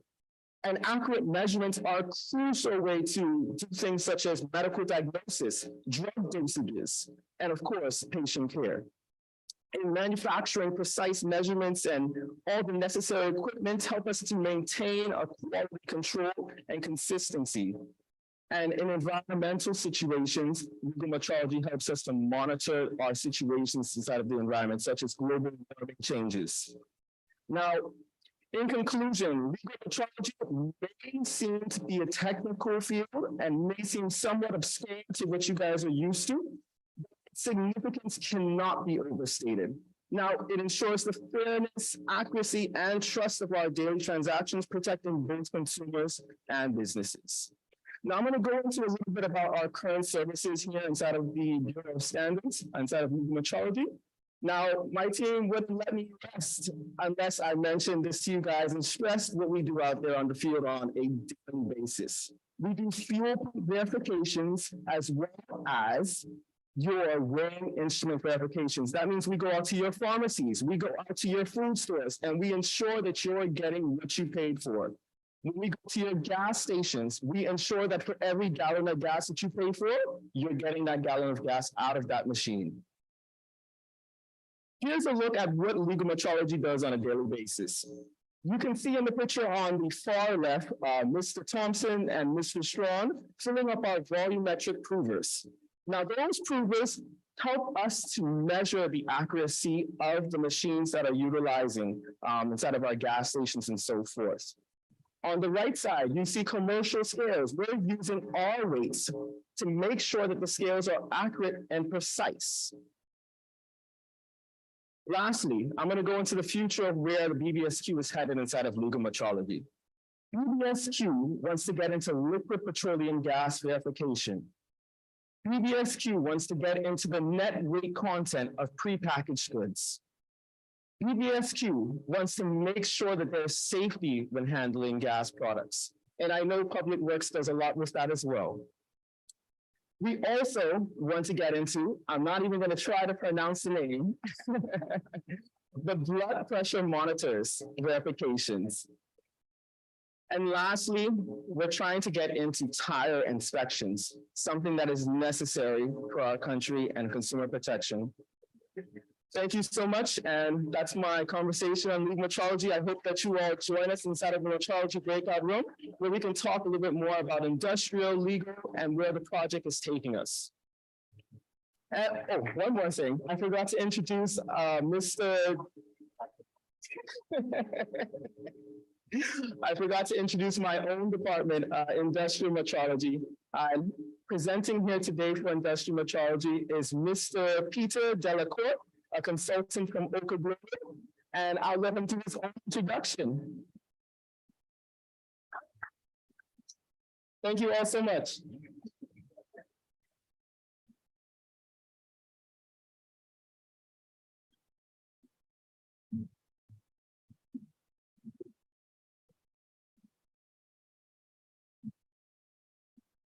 Good morning again. I think you now on number 1. I think you all know now why I went into metrology. Even though I've been in Africa for a long time, I do not have that joint here. So I hope I have not embarrassed the continent of Africa. Sorry? Very close. Yeah, actually, there are 2 presentations. I think the other one will be done by Mr. Johnson again. This presentation is basically to introduce the project that BBSQ is doing in metrology. So in order to explain a little bit, we just have to dive into the technical part. So what is going on at the Bureau and how is it going to be done and who is involved? So that was the idea of this presentation. See if this works. Yeah. So this is just a technical explanation I have to give you quickly to understand better what is happening. Let's start at the bottom. This connects directly to what has been said just now by the standards department and by the legal metrology. The bottom line is what is happening in the economy in the society of the country. And you see there's red and purple and blue. The red one is the fairness in trade, that Mr. Johnson is just talking about, the legal metrology. These are measurements that are done in order to determine the price of something that you have to pay. He also mentioned that legal metrology is more than just that. It is also making sure that clinical thermometers are indicating the correct temperature in the hospital so that you know whether the patient is okay or not. Blood pressure meters, tire pressure for cars, in the name of safety, environmental protection, all that kind of, we call that law enforcement. So that is the purple one there. Then the blue one is all the measurements that are taking place in industry, in services. This is about product quality. Yeah, if you produce some kind of machine or gadget, cell phone, you need to do measurements in order to make sure that it works properly. So that is you can say, the quality side. There is very little in society that is not affected by measurements. We were sitting there in that corner and we were feeling cold. Why is that? Because maybe the thermostat is not measuring the temperature very well and therefore making it colder than necessary. Yeah? So we are directly affected by any measurement. So many different things that need to be measured. Okay, so that's the bottom part of it. Then, in order to make sure that those measurements are correct, that's what we're talking about now. We have the legal metrology, which is doing what they call verifications. Verification means you make sure that the instrument is working correctly, which has not been meddled with by the owner to cheat on his customers, and to make sure that it all works properly. And so that is servicing those two, the red and the pink one at the bottom. Then on the right-hand side, you see that you also need calibrations of the measurements being done in industry. Yeah, if you have a process control system and it needs to control the pressure and the temperature, or it has to measure some kind of flow rates, these instruments have to be accurate, otherwise your product will not come out right. So to make sure that these instruments are accurate, you have to calibrate them. That is the term that they use. Calibration just basically means checking if your instrument is measuring accurately. So it's very similar to verification in the legal metrology. Now, these are services that you can get from a private sector laboratory. Yeah, it's a calibration company. Unfortunately, in Bahamas, I don't think there are any calibration companies that are doing this. So that is why the BBSQ should provide this. The legal metrology is something that the authority has to do. So that is BBSQ. It will always be. Yeah, but that other one, you can see that this on the right-hand side, you see the government responsibilities on the left, and the right-hand side, the blue one, is basically a commercial activity. So in order to be able to calibrate and verify instruments, again, you need standards. I'm not talking about written standards in this case, we're talking about measurement standards. Because the equipment that the Bureau needs to calibrate your instruments also needs in turn to be calibrated. Yeah, you have to make sure that those instruments are correct. And they are correct at a higher level. They are more accurate than those other ones. So the Bureau has a responsibility to make sure that they have what we call national standards of measurement. So there is a weight set in the Bureau, which is officially the national standard. How do we know that that national standard is correct? Every time you go a step up. Now, the national standards of all the countries in the world are supposed to be compared with each other to make sure that they're all the same.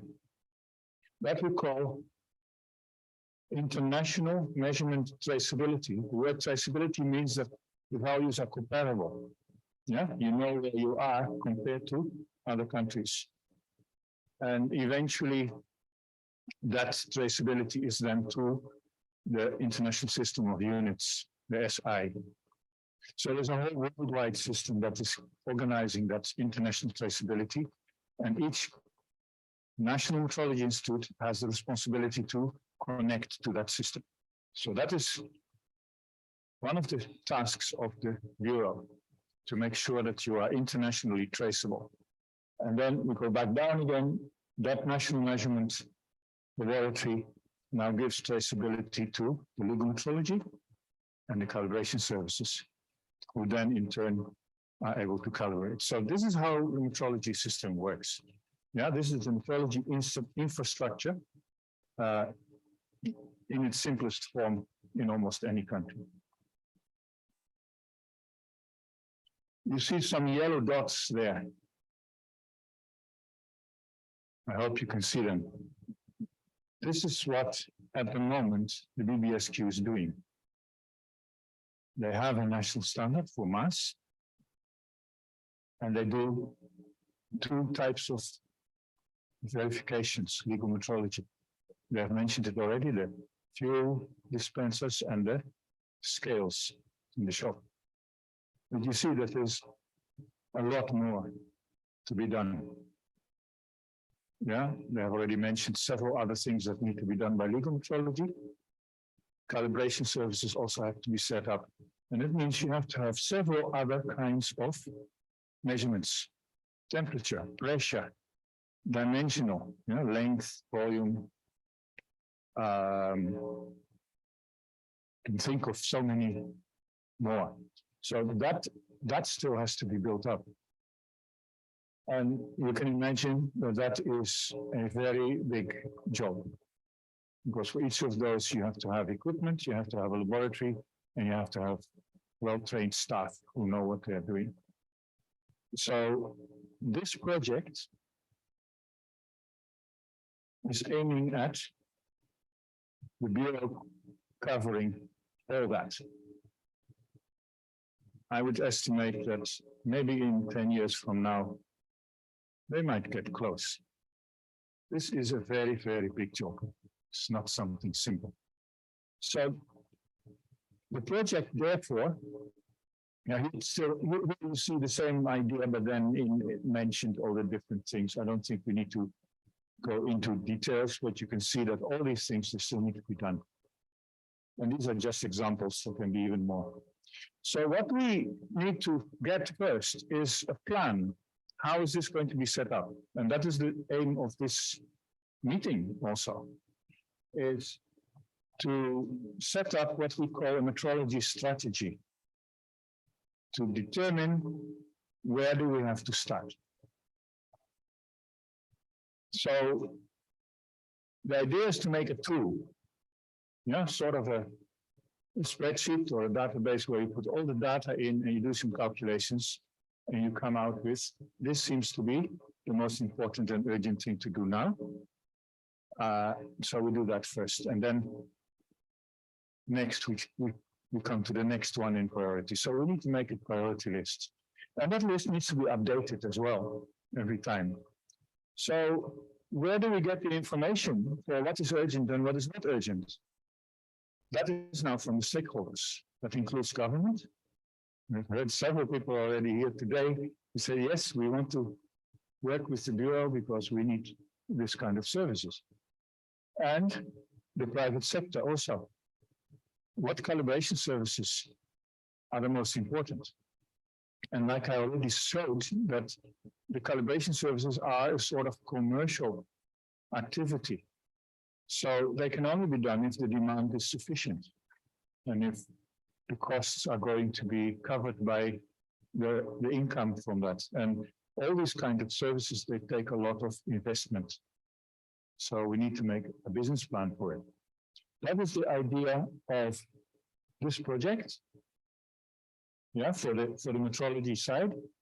And that is the reason why we need you as stakeholders to give us the needs and to see in detail, so to see what is important.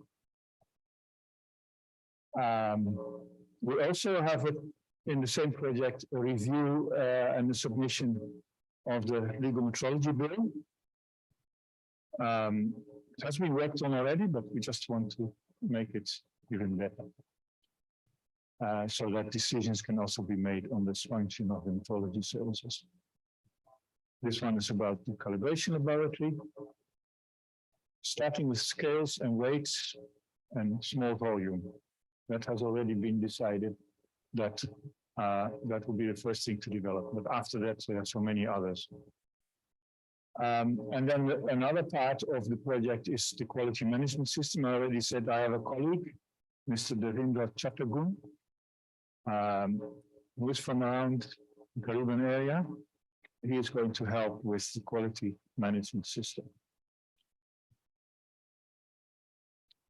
So these are the people who are going to be involved in this project directly, the staff of the Bureau itself, and then us as two consultants. The funding, we have already heard that there is funding from the EU via the Caribbean Development Bank. And not to forget, you are going to be very important in this. Thank you.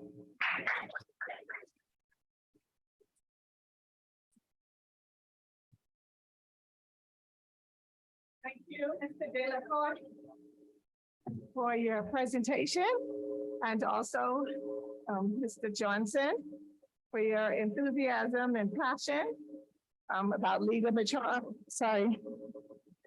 Okay, we are going to not hold you much longer. We're going to do it the breakouts now.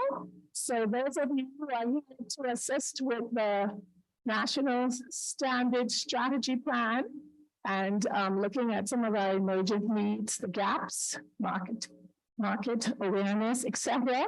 We will have you to move to the room right across opposite. I think it's called the Hibiscus Room, and work with our standards team. In 2 days, we'll be celebrating our accreditation day. And I think we'll have a webinar. We're supposed to have a session. So our standards team will talk a little bit more about that as well. And those of you that are here for weights and measurement, metrology, will remain in this room. And we'll do the gap analysis, survey, etc. with you in here. After that is done, in about an hour, I guess, we're going to move to the lunchroom. And that, someone help me, is it downstairs? I believe it's downstairs in the lunch area, downstairs, correct? Downstairs and to the left. I'm sure someone will, we need to put on the lunch band. I think my staff, as you walk out, will give you a lunch bag so that we'll go down and we'll go to the actual dining room. It's a buffet. And you're welcome to eat as much as you would like within that hour. Yes, and then we'll come back here and do the wrap up. Simply the wrap up is looking at what some of the outcomes from the survey, how did that go,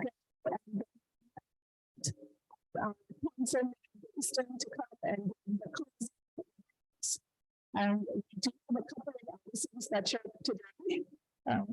Expected a full turnout and this time. So we appreciate the band. Are you all ready to get this? Right, come on, let's do it. Let's get it going. Thank you all so much for your presence here. Of course, we have a closing, but I'm already thanking everyone. Oh, yeah, good night, Dan. It's for anything.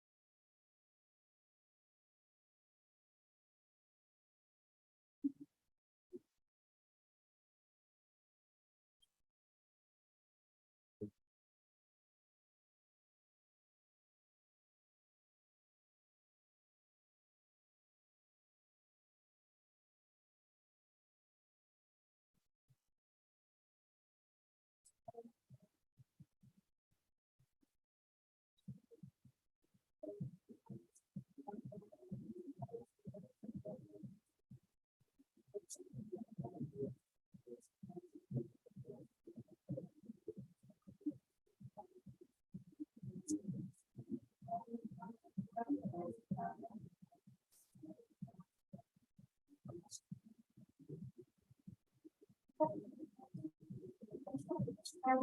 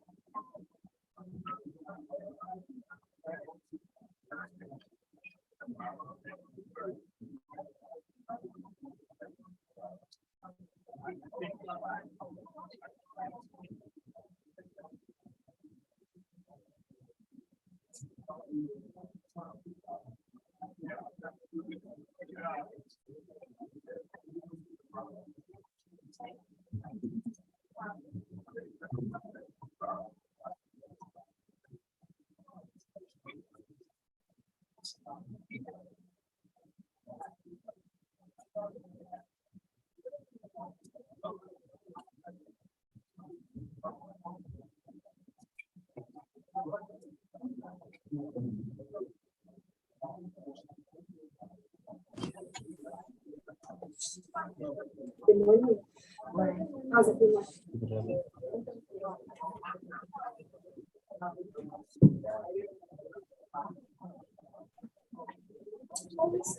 Just like to,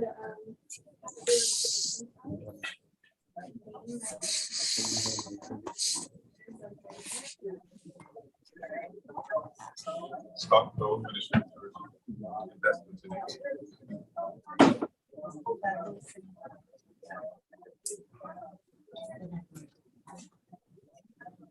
And Mary Ann.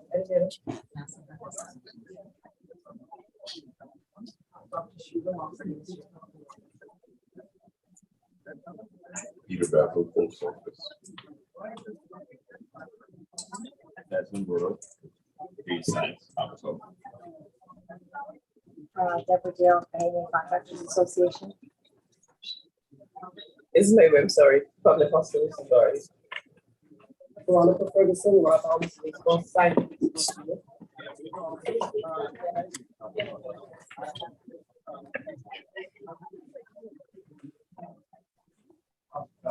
Nico Aubrey,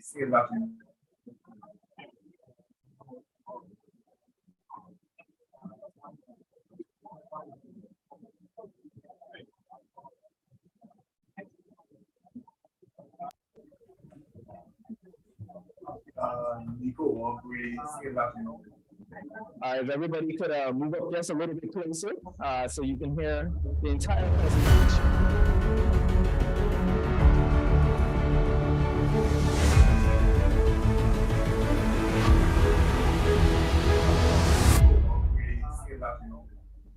If everybody could move up just a little bit closer, so you can hear the entire presentation.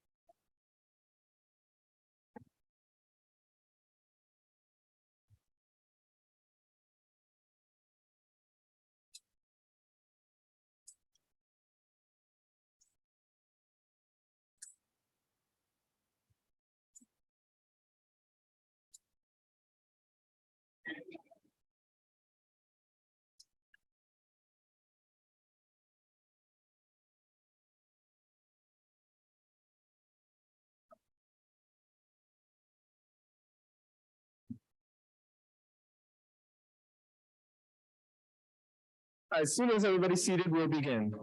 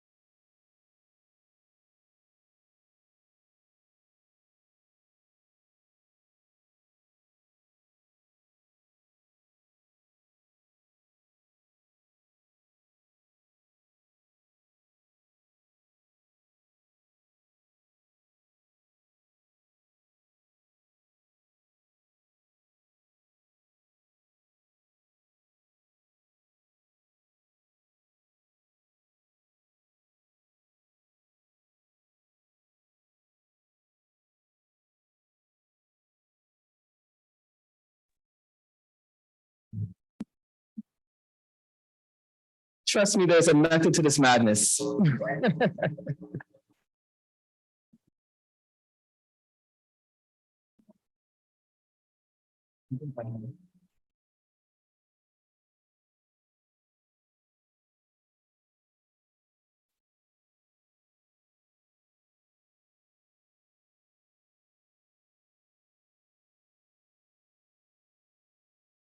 That's an interesting number. Wow, you guys came dramatically close to each other.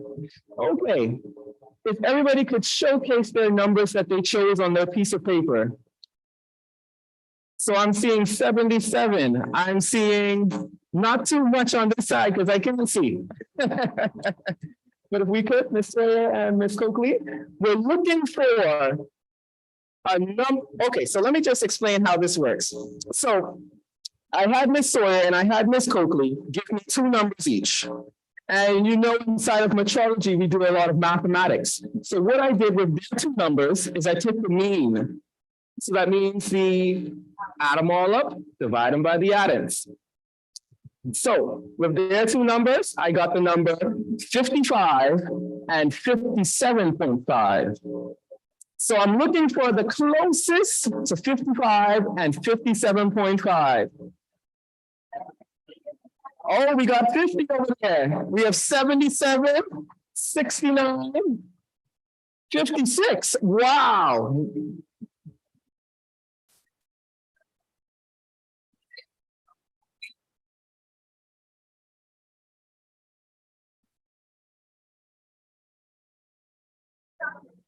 $56, 50.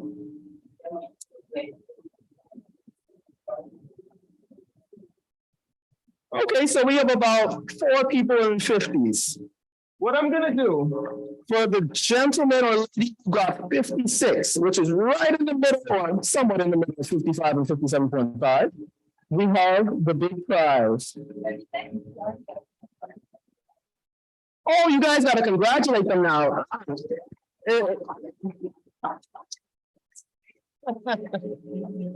And for the numbers 50, 50, and 52, we have the minor prizes. Not worth any less, that's amazing.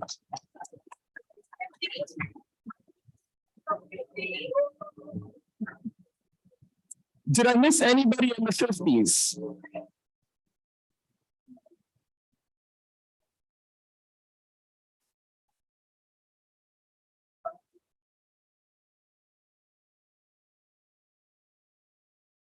Congratulations. So we'll give out more prizes at the end. That's a BSQ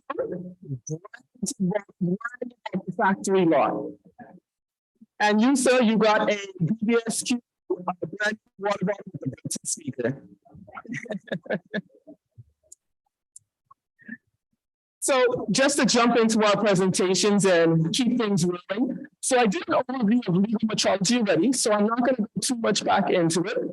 So you know that legal metrology is pretty much the science and measurement related to legal requirements and regulations. We know about our mission. Our mission is to ensure accuracy and reliability of all measuring instruments and used inside of trade and commerce.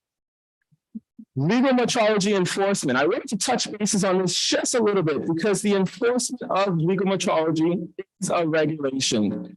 So we're mandated and have the powers to go and do the inspections and regulate and make sure that your instruments are maintaining their accuracy throughout their use inside of your trade environment, whether that's in healthcare, whether that's in food, petroleum, and so forth.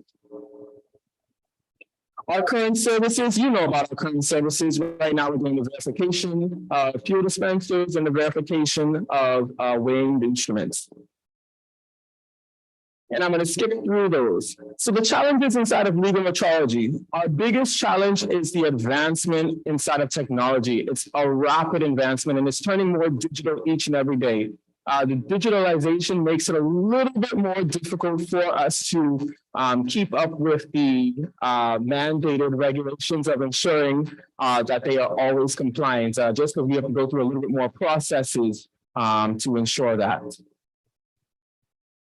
You know about the future of legal metrology services already.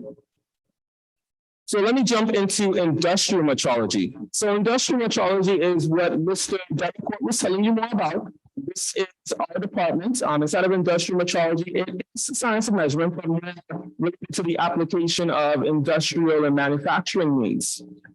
So this ensures pretty much that the measurements that you acquire and the measurement instruments that are being used are calibrated and have certain quality control measures.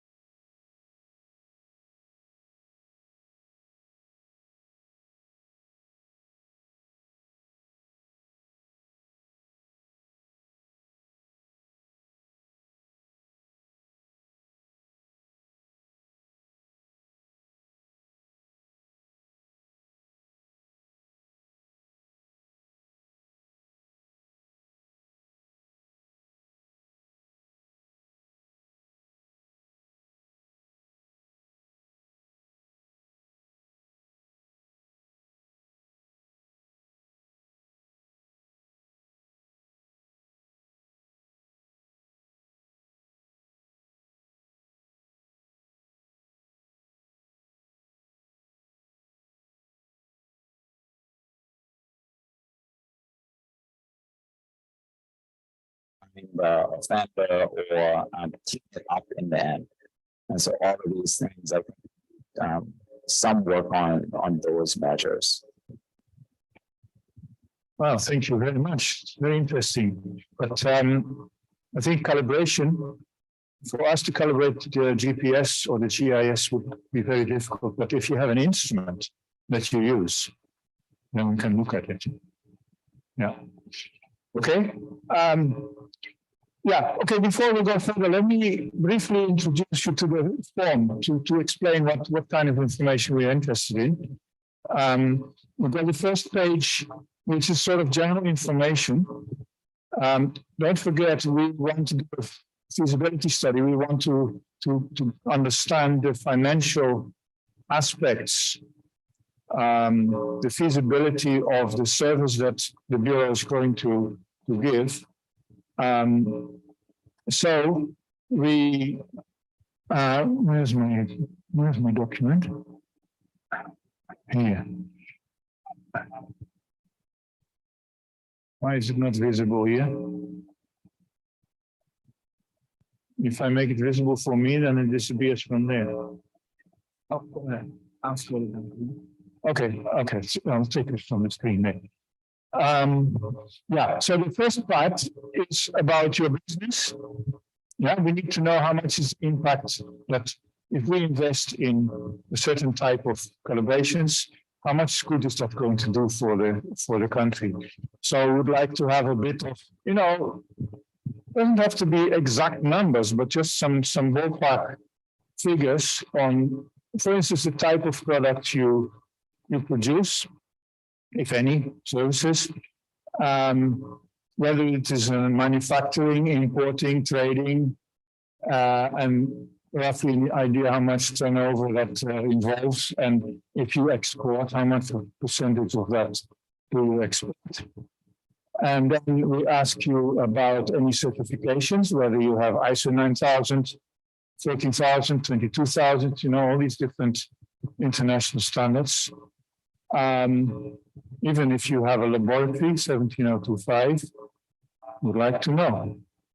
And then do you use any calibration service currently? External, give some details. Where do you get it? Is it United States or England or anywhere? And then do you also calibrate your own equipment in-house? Just give us some idea what you are doing with your equipment. Do you have any equipment for which you need calibration, but you can't get it, or it's very difficult? And obviously the costs are involved. So if you could estimate, let's say the Bureau will be able to calibrate your instruments sufficiently to your needs. Make an estimate how much that would help you in terms of reduced costs, maybe improved quality. Just try to give us an idea. What is your need and why, and how much is it going to do this? Then after that, we come to the details of the equipment itself. And I have put some examples. I've put one table of examples so that you know exactly what kind of things we're looking for. So this is analytical balance.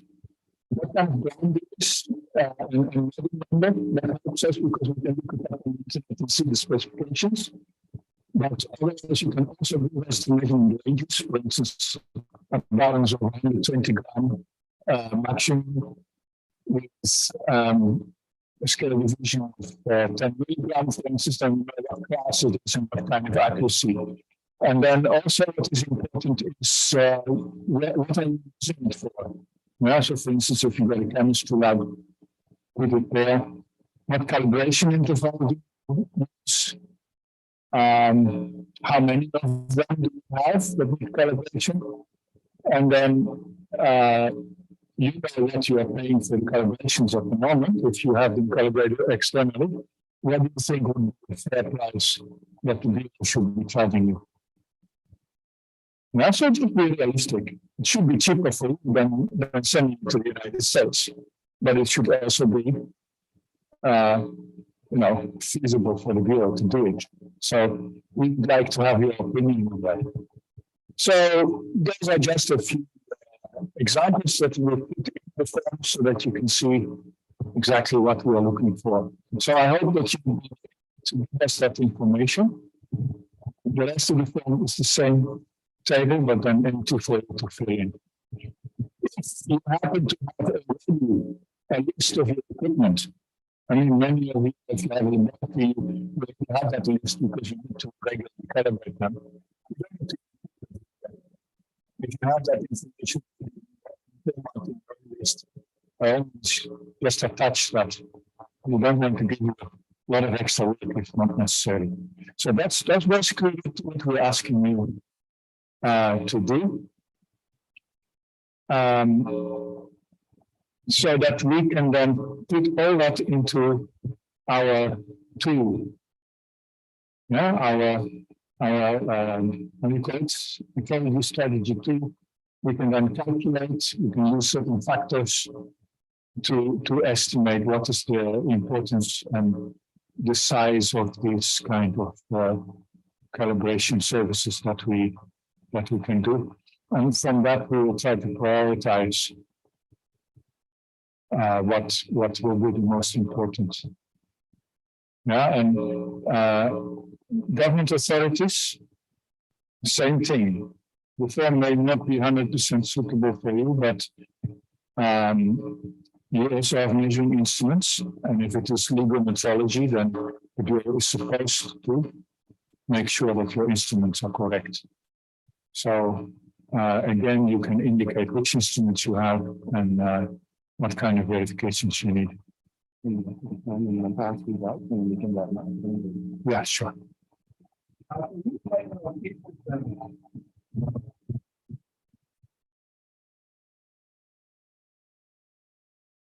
There are 3 pages each. Huh? Oh, yes. No, that's stapled. Perfect.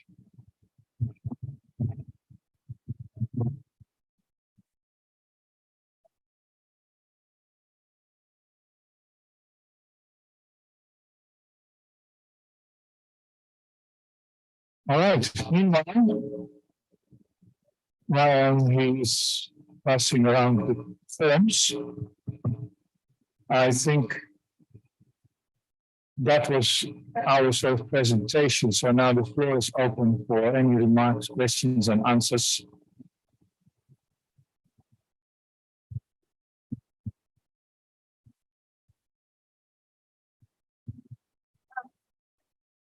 Yeah, okay. It's now question and answer time. Okay. So they're handing out the stake. Okay, so Gina, you want to, there's Nash, would you like to say anything about your survey? No? Yeah? Ready to go? Right, because we have about maybe 10 minutes before we head out for lunch. Okay. Hi, everyone. Good. I don't even know what time it is. Afternoon yet. Oh, good afternoon, everybody. So I won't take up too much of your time. I'm Dr. Masherie Grant Knight. I'm with GNA Communications, Inc. You're not here? Oh, I'm so sorry. All right, I'll start again. So I'm Dr. Masherie Grant Knight. I'm with GNA Communications, Inc. I'm the Global Business Development Director at GNA, and we are on this project to support the BDSQ with bringing awareness to what we're trying to do here in terms of industrial metrology and legal metrology. We've actually supported them with the rebranding of the company.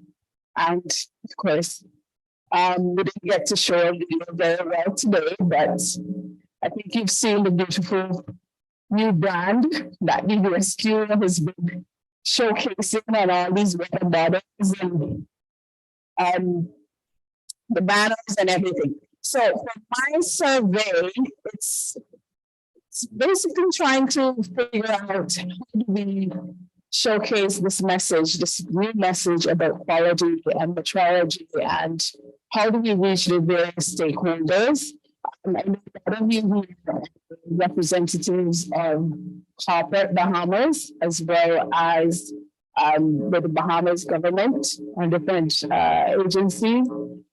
But it's kind of a little bit long because it's qualitative.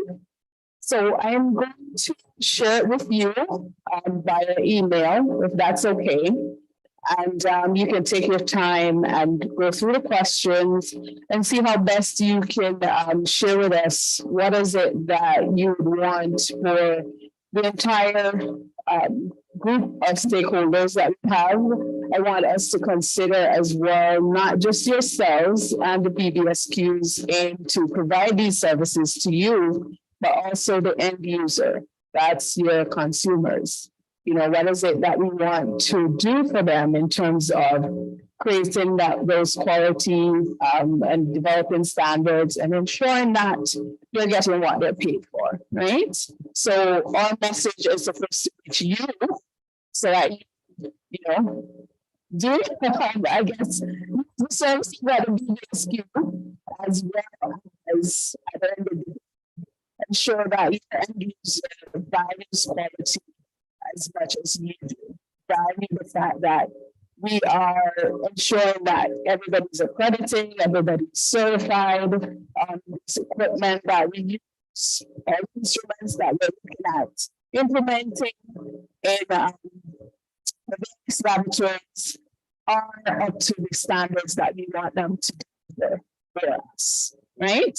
So I think we have a list of emails up front. So I'll just circulate the survey via emails.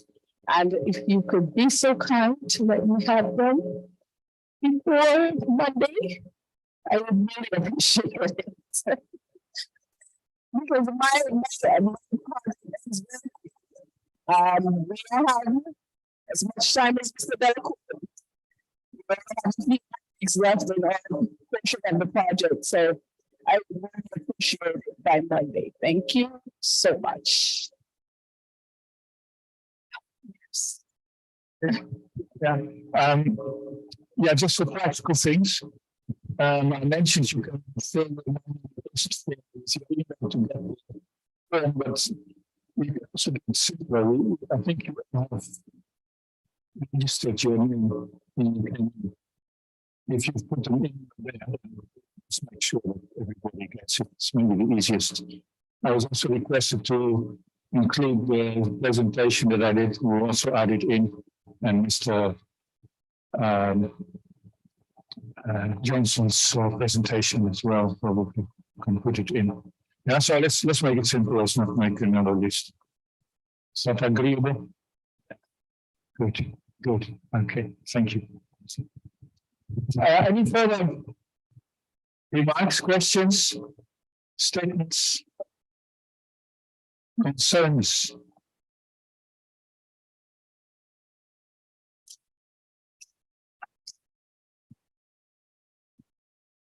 Thank you.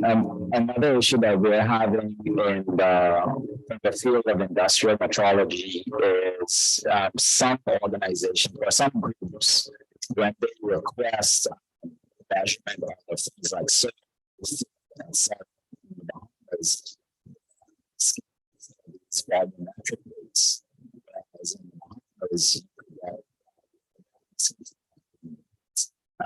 weight instead of the mass or the volume. And so you would have the same volume of soil after a day like today, and it weighs a whole lot more versus on another day. Is that something that through standards you would respect the climate of the Bahamas and say, you know, in the Bahamas, we have to do against that and put that into some type of framework where if you're selling in the Bahamas, you have to make choose one or the other. Is that Are you talking about samples? Yeah, that's a good question, yeah, because if it's wet, I mean, the same thing counts for in agriculture. If you have grains, they have to be measured in terms of humidity levels. If the humidity is too much, the company is not going to buy it from you because then you pay for water. That's what they call it. So it's the same here. So you have to set some standards for humidity, and then you have to measure that. There are instruments to measure humidity in products like soil or grains, so that is possible. You can look at it, yeah.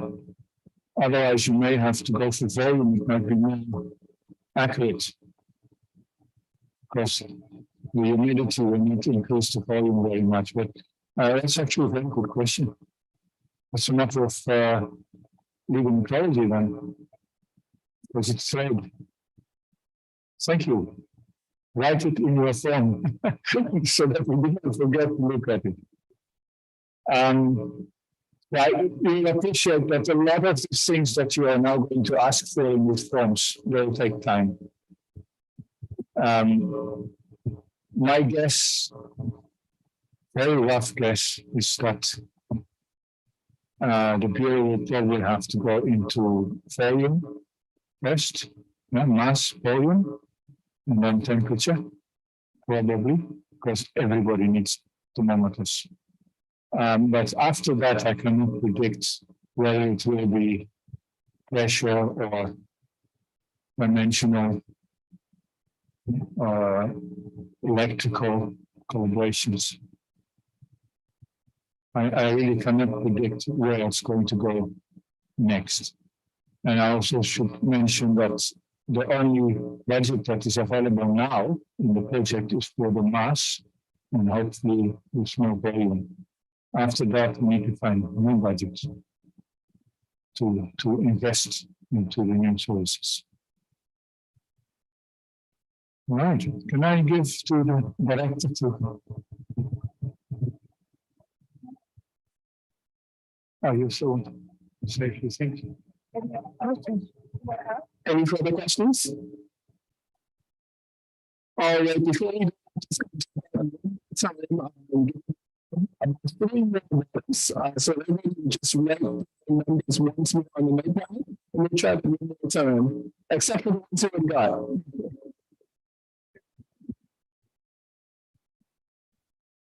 Two numbers.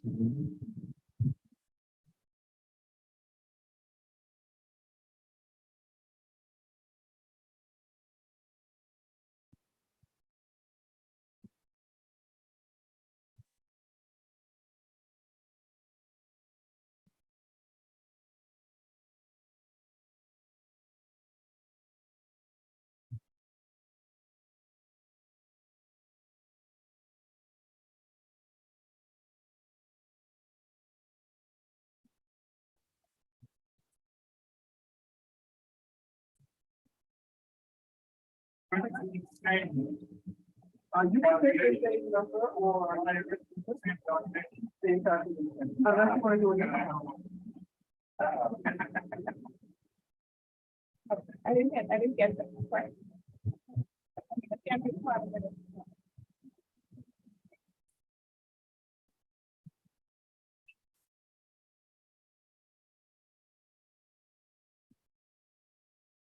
Okay, she took the number 20 and 20. So we are not very, sorry. And we are 39.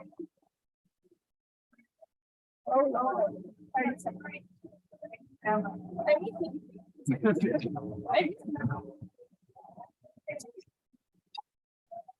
That was 30.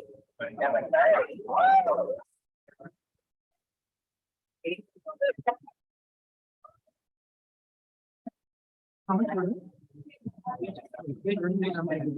Okay. Someone has 32. Yeah, 32 right now. Another one. 32. And it's 90. That's 33. That's not 32. So that's don't you say 33? That's the answer. 30, so it's 30. So she has a 33. He has a 30. He has a 32. He has a 27.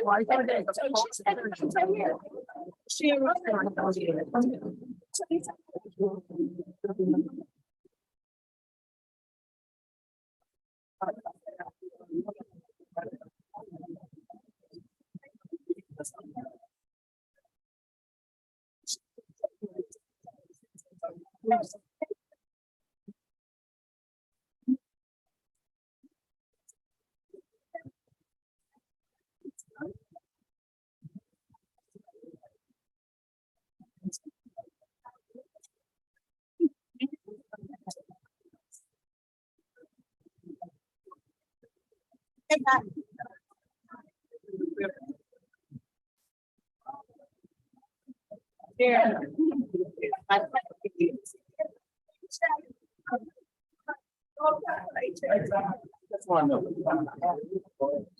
All right, so I understand exactly what's going on here. That's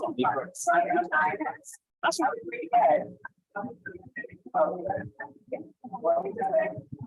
I'm sorry. No. All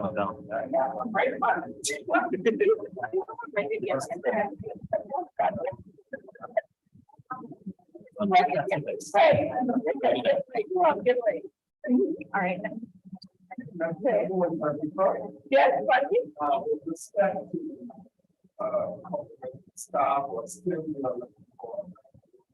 Oh, yeah, so I think that maybe the first one.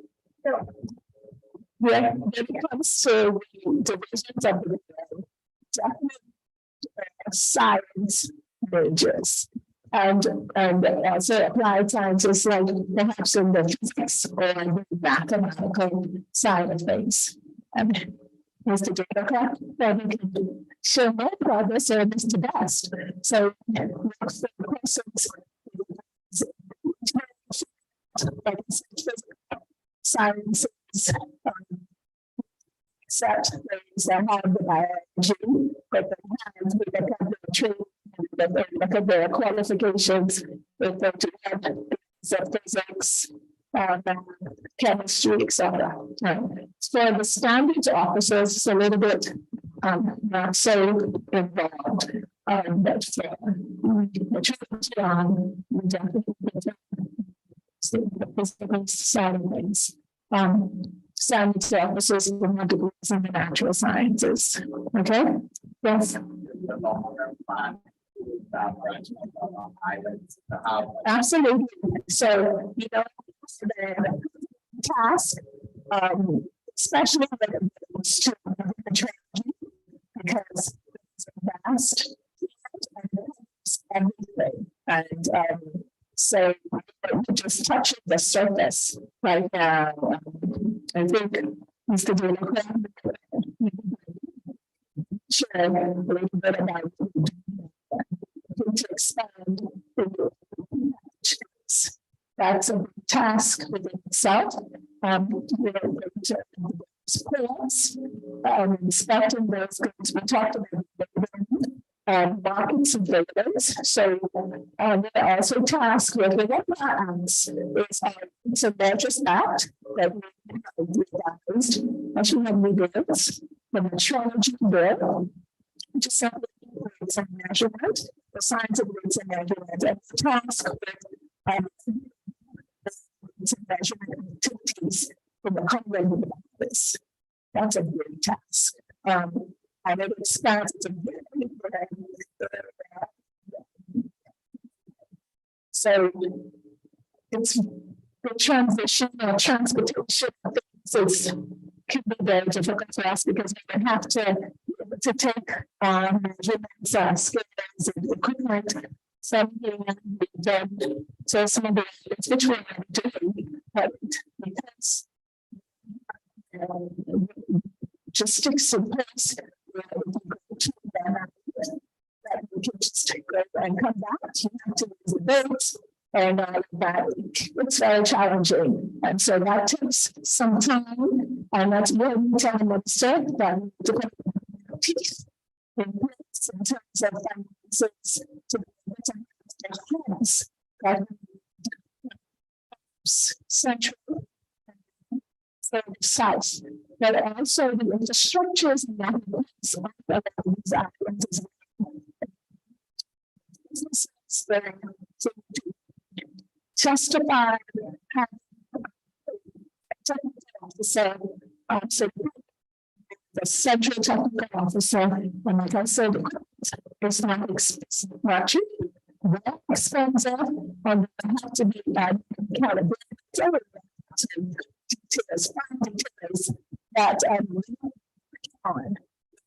So that's one of the reasons why we're actually looking at the charge first, because we are on services now, and our own, and to with some of the businesses within the country, and to assess if it's temperature, it's transportation.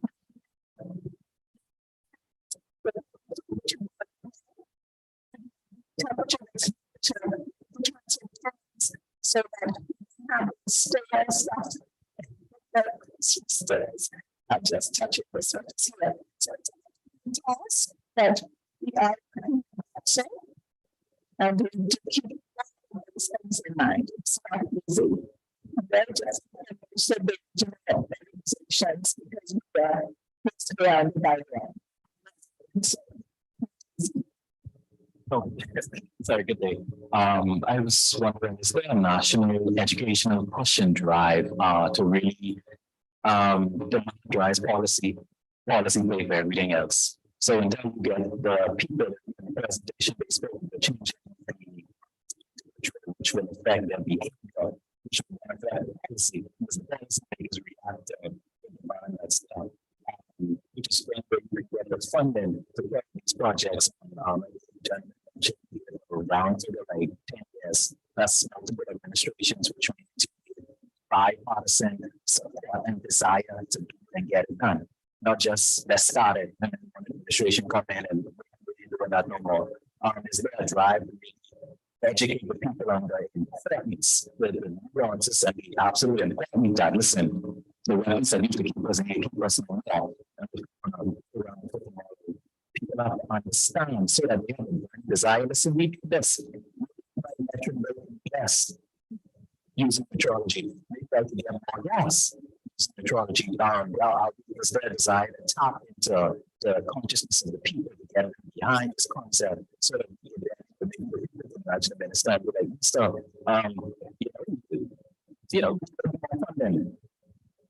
Well, we totally and that's why we're here. So while the pandemic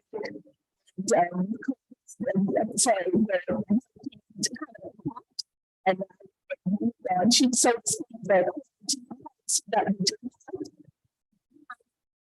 shows that my television and that's the national stations. So she now famous time. We are the last, excuse me, and there are 15 member states that are part of it, and two states are the great. Our legislations have the Standards Act that governs us, and then we have the Weights and Measures Act, as I just alluded to. But we're the last out of the weight, which is advantageous for us because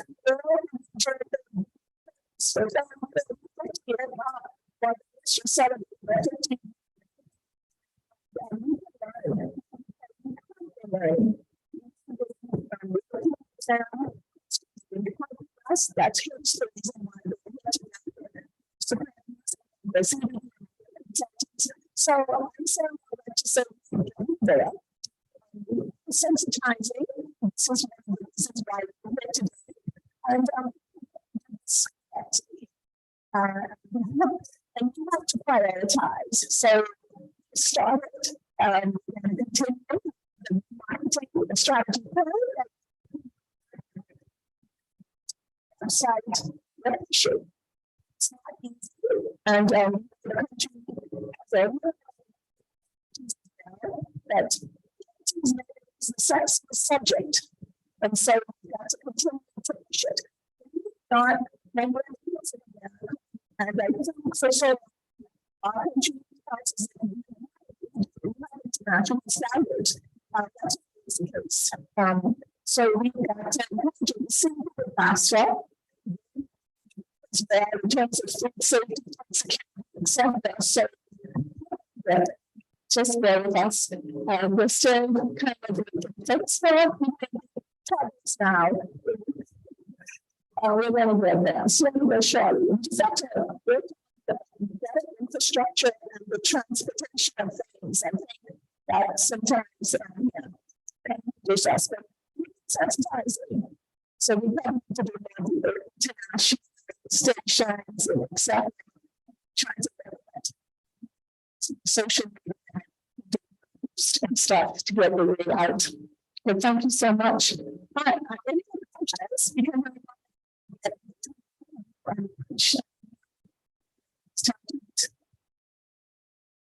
Okay.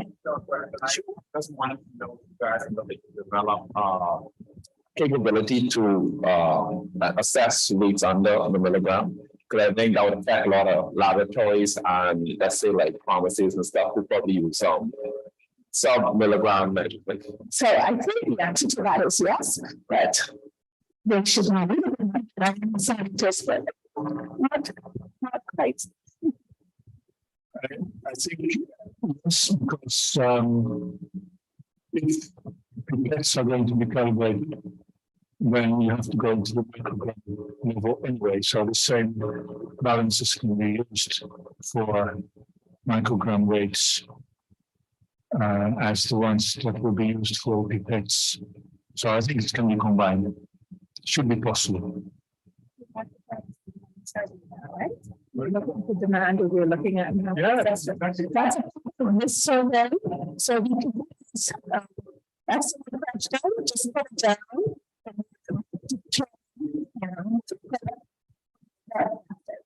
That's what we're trying to do today. And for the rest of this week and next week. Tomorrow,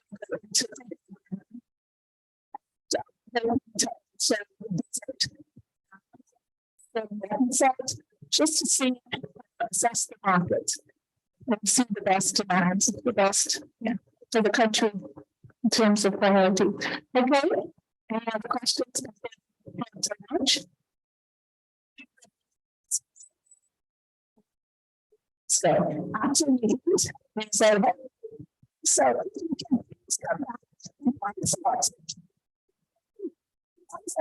very long. We just want to talk about it forward and let you go. All right. Thank you so much. And follow, I guess, the tips. Thank you so much. With a star, I see that dress in shirts looking quite spiffy. Then they go just waiting. Follow them down so much, please.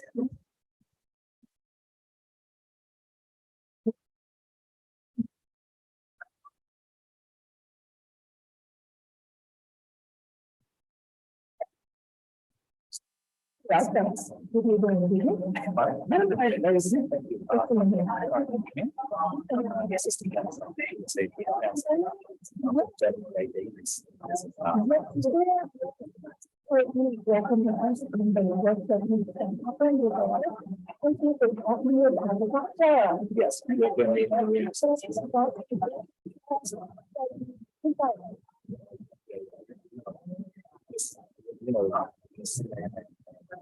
Get around it, you see so much work has been put in on this relevant. And so pure radiation.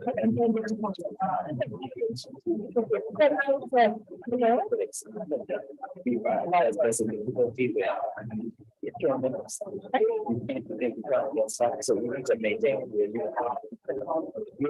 and so that's why I'm hearing the music play. So that's awesome. It's a big deal things done with the country level. Country can change like. So, yes.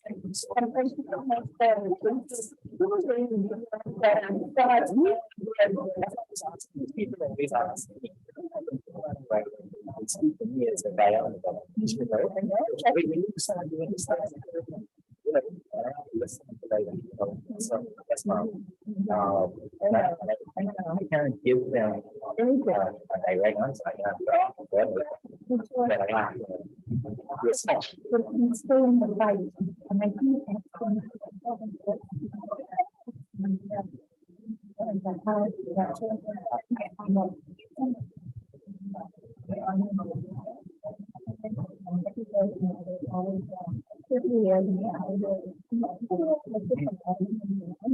There's a lot.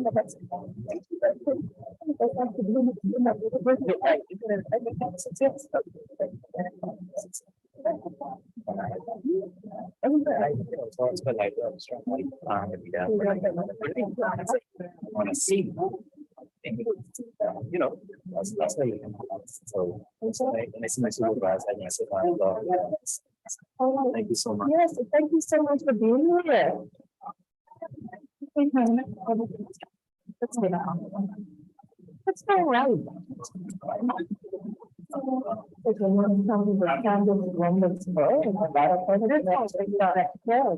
But I didn't even want to. I was going to watch that.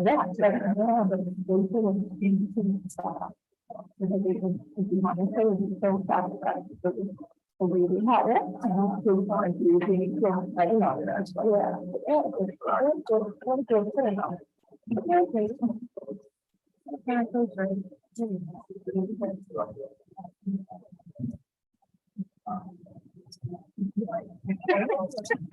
One of the idea is,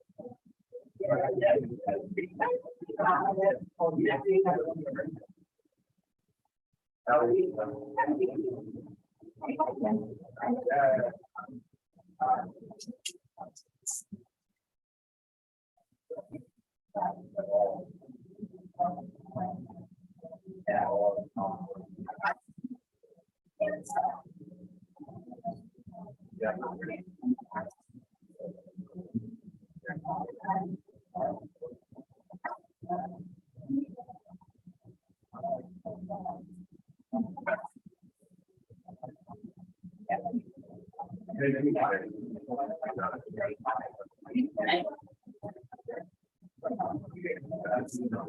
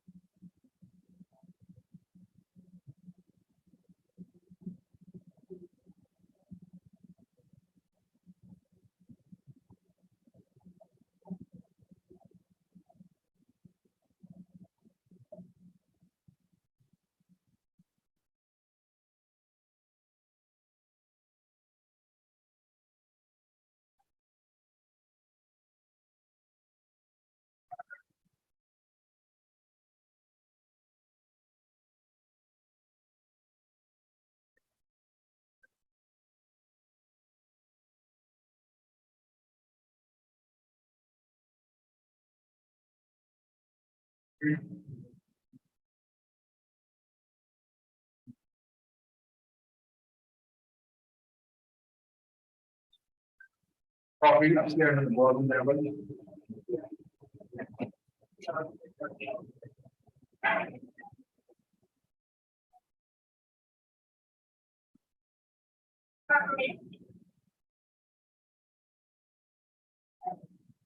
And go ahead.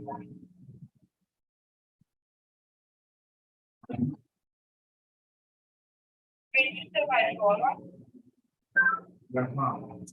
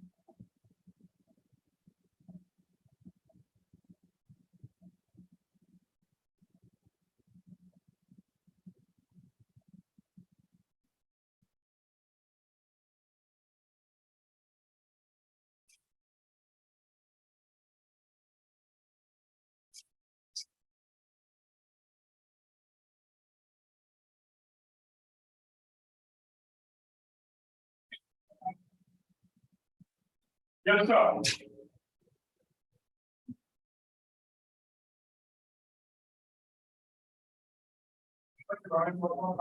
All right. Good.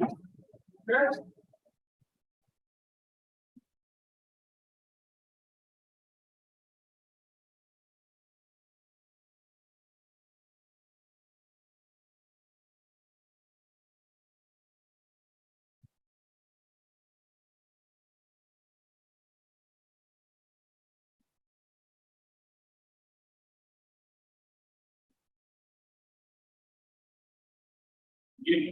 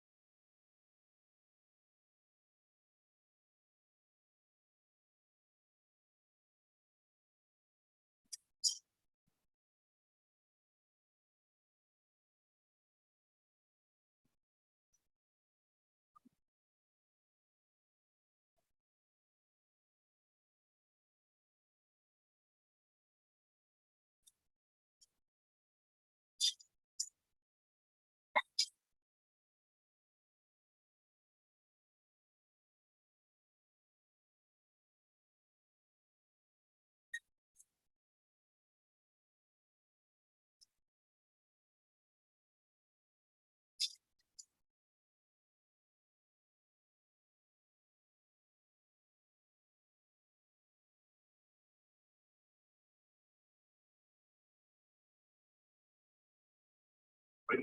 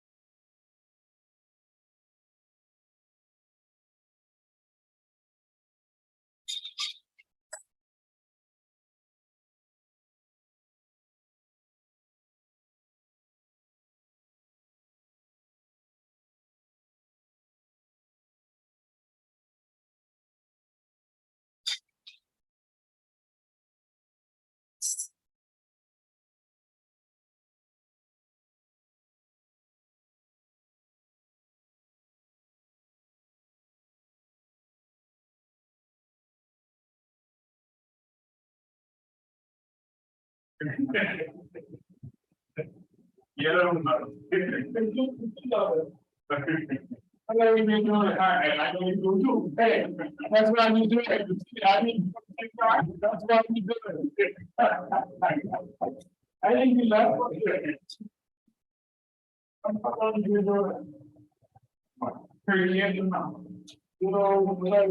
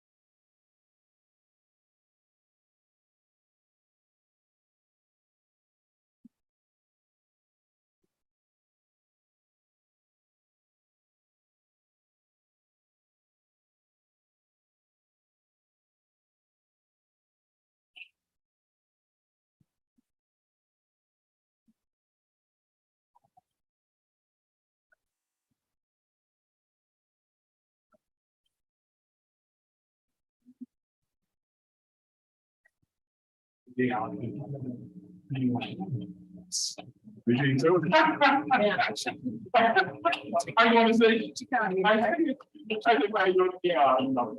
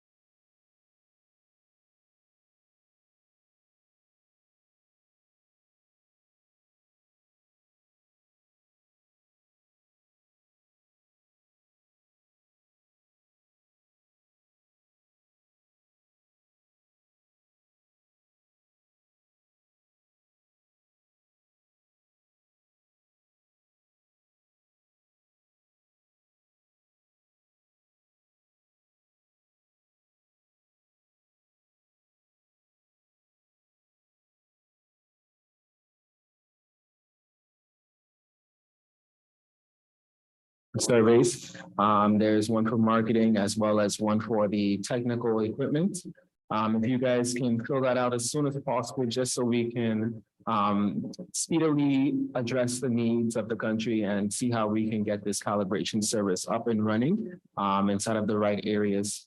I thank you all, and you have a great rest of your night.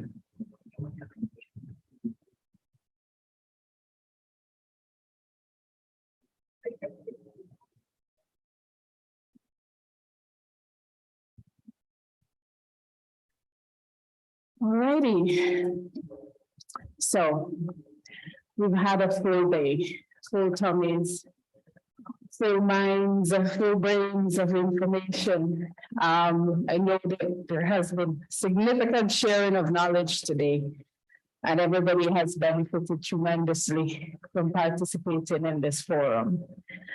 I just want to thank the BBSQ for allowing us to be part of this forum and part of this project. I think it's very critical what it is that we're doing.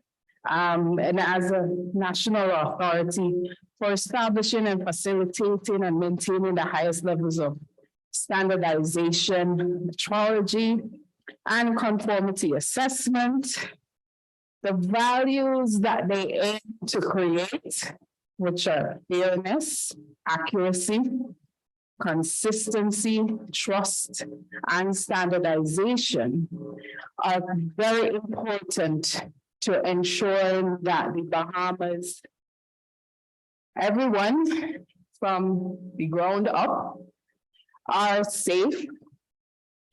The products that you're using, the services that you receive are of the utmost standards and quality.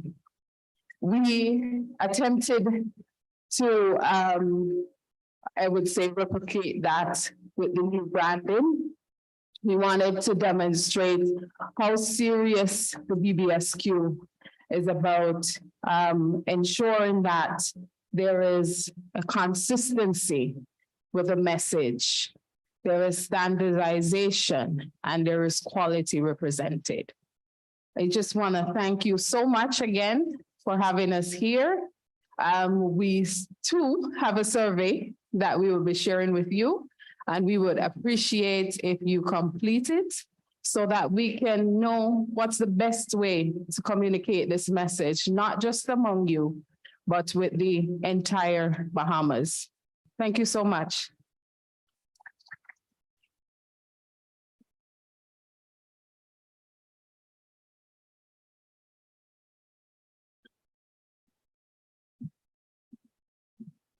We now invite Mr. Arnaldo Basin, Councilman for the Bureau of Standards on the council, to deliver the closing remark.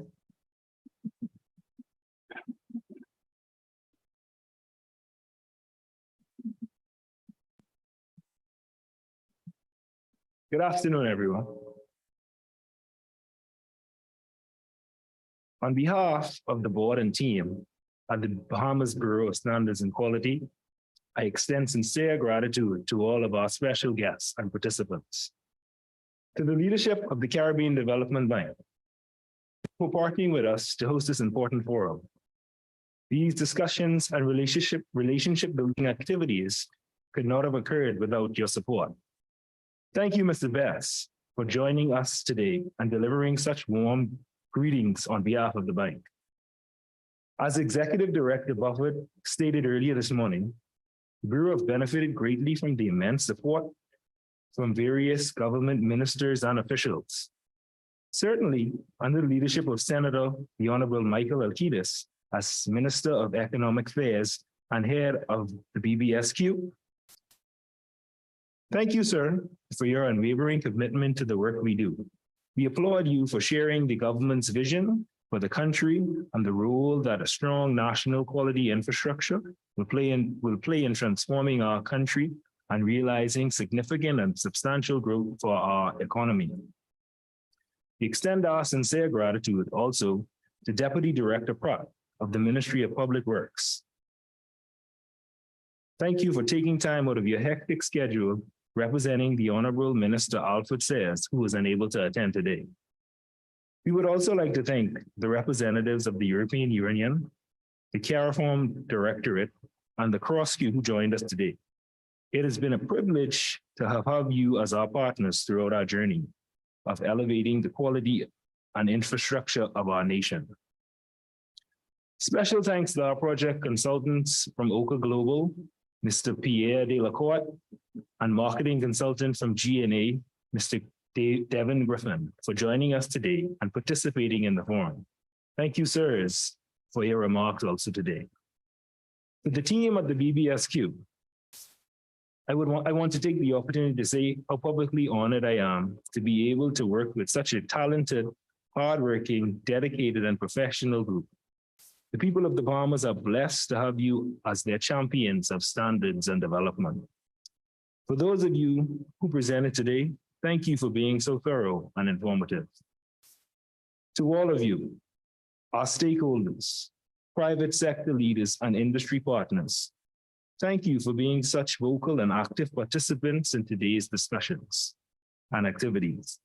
We are encouraged by the interest you have shown in our work and are excited to work with you, offering our services and expertise to help improve your operation and ready your businesses for global trade. We look forward to continuing these discussions and building on the relationship forged today in the coming weeks, months, and years ahead. Finally, thank you to the management and staff of the Super Club Breezes Resort and Spa for taking care of us throughout the day and providing technical support we needed to make this forum a success. I look forward to more dialogue, continued engagement, and other successful events such as these in the very near future. Thank you and good afternoon.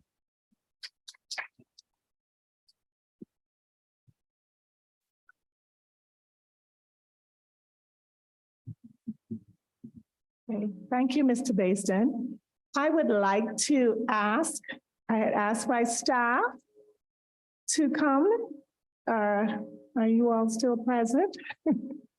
Some of you, can we please come? Come, Ms. Tyra, as well. We have one of our new officers, our marketing officer, is still trying to, but we claim her as our own. Come. All of you, can you call the others, please? Just, this was a collective effort. So we would like to recognize all of the staff at the Bureau who worked tirelessly to help to put this event together. Okay, are they coming? Can someone, they're still eating? Okay. They may still be downstairs eating, and it's understandable. We've worked very hard. We've been here late last night and this morning early. So I just wanted to recognize them, but whenever they come in, but would you please give us a hand? Teamwork makes the dream work, right? And so together we can, and together we will. And we're going to move forward with great things for the country in terms of the quality infrastructure building the nation. Thank you so much in standards and metrology services. This concludes our program for today, the events of today. We will be, as I stated earlier, we will be going into Freeport, Grand Bahama tomorrow for an event similar with the industrial hub there with those businesses, those stakeholders. And we hope to move to Inagua perhaps next week or the week thereafter. Afterwards, we are hoping to have a validation workshop. So some of you will certainly hear from us again, where we would conclude a lot of our findings from these workshops and from the consultations, the surveys that you will participate in. I'm counting on all of you to give us feedback. We can only do this with you all, and we certainly appreciate you taking the time out of your schedules to engage in the forum and really participating and giving us the answers that we need to push the quality infrastructure forward. So together we can. All right, we now invite you to participate outside in the viewing of the exhibitions from the artisans, the local artisans that are here, and perhaps purchase something on your way out the door. Thank you again, and we look forward to, pardon me? Oh, we're going to try it? Okay, we're going to try this one more time. Sure, we're going to see if we could launch. Oh, yeah, I'm probably messing up something here. We're going to try to do this rebranding again.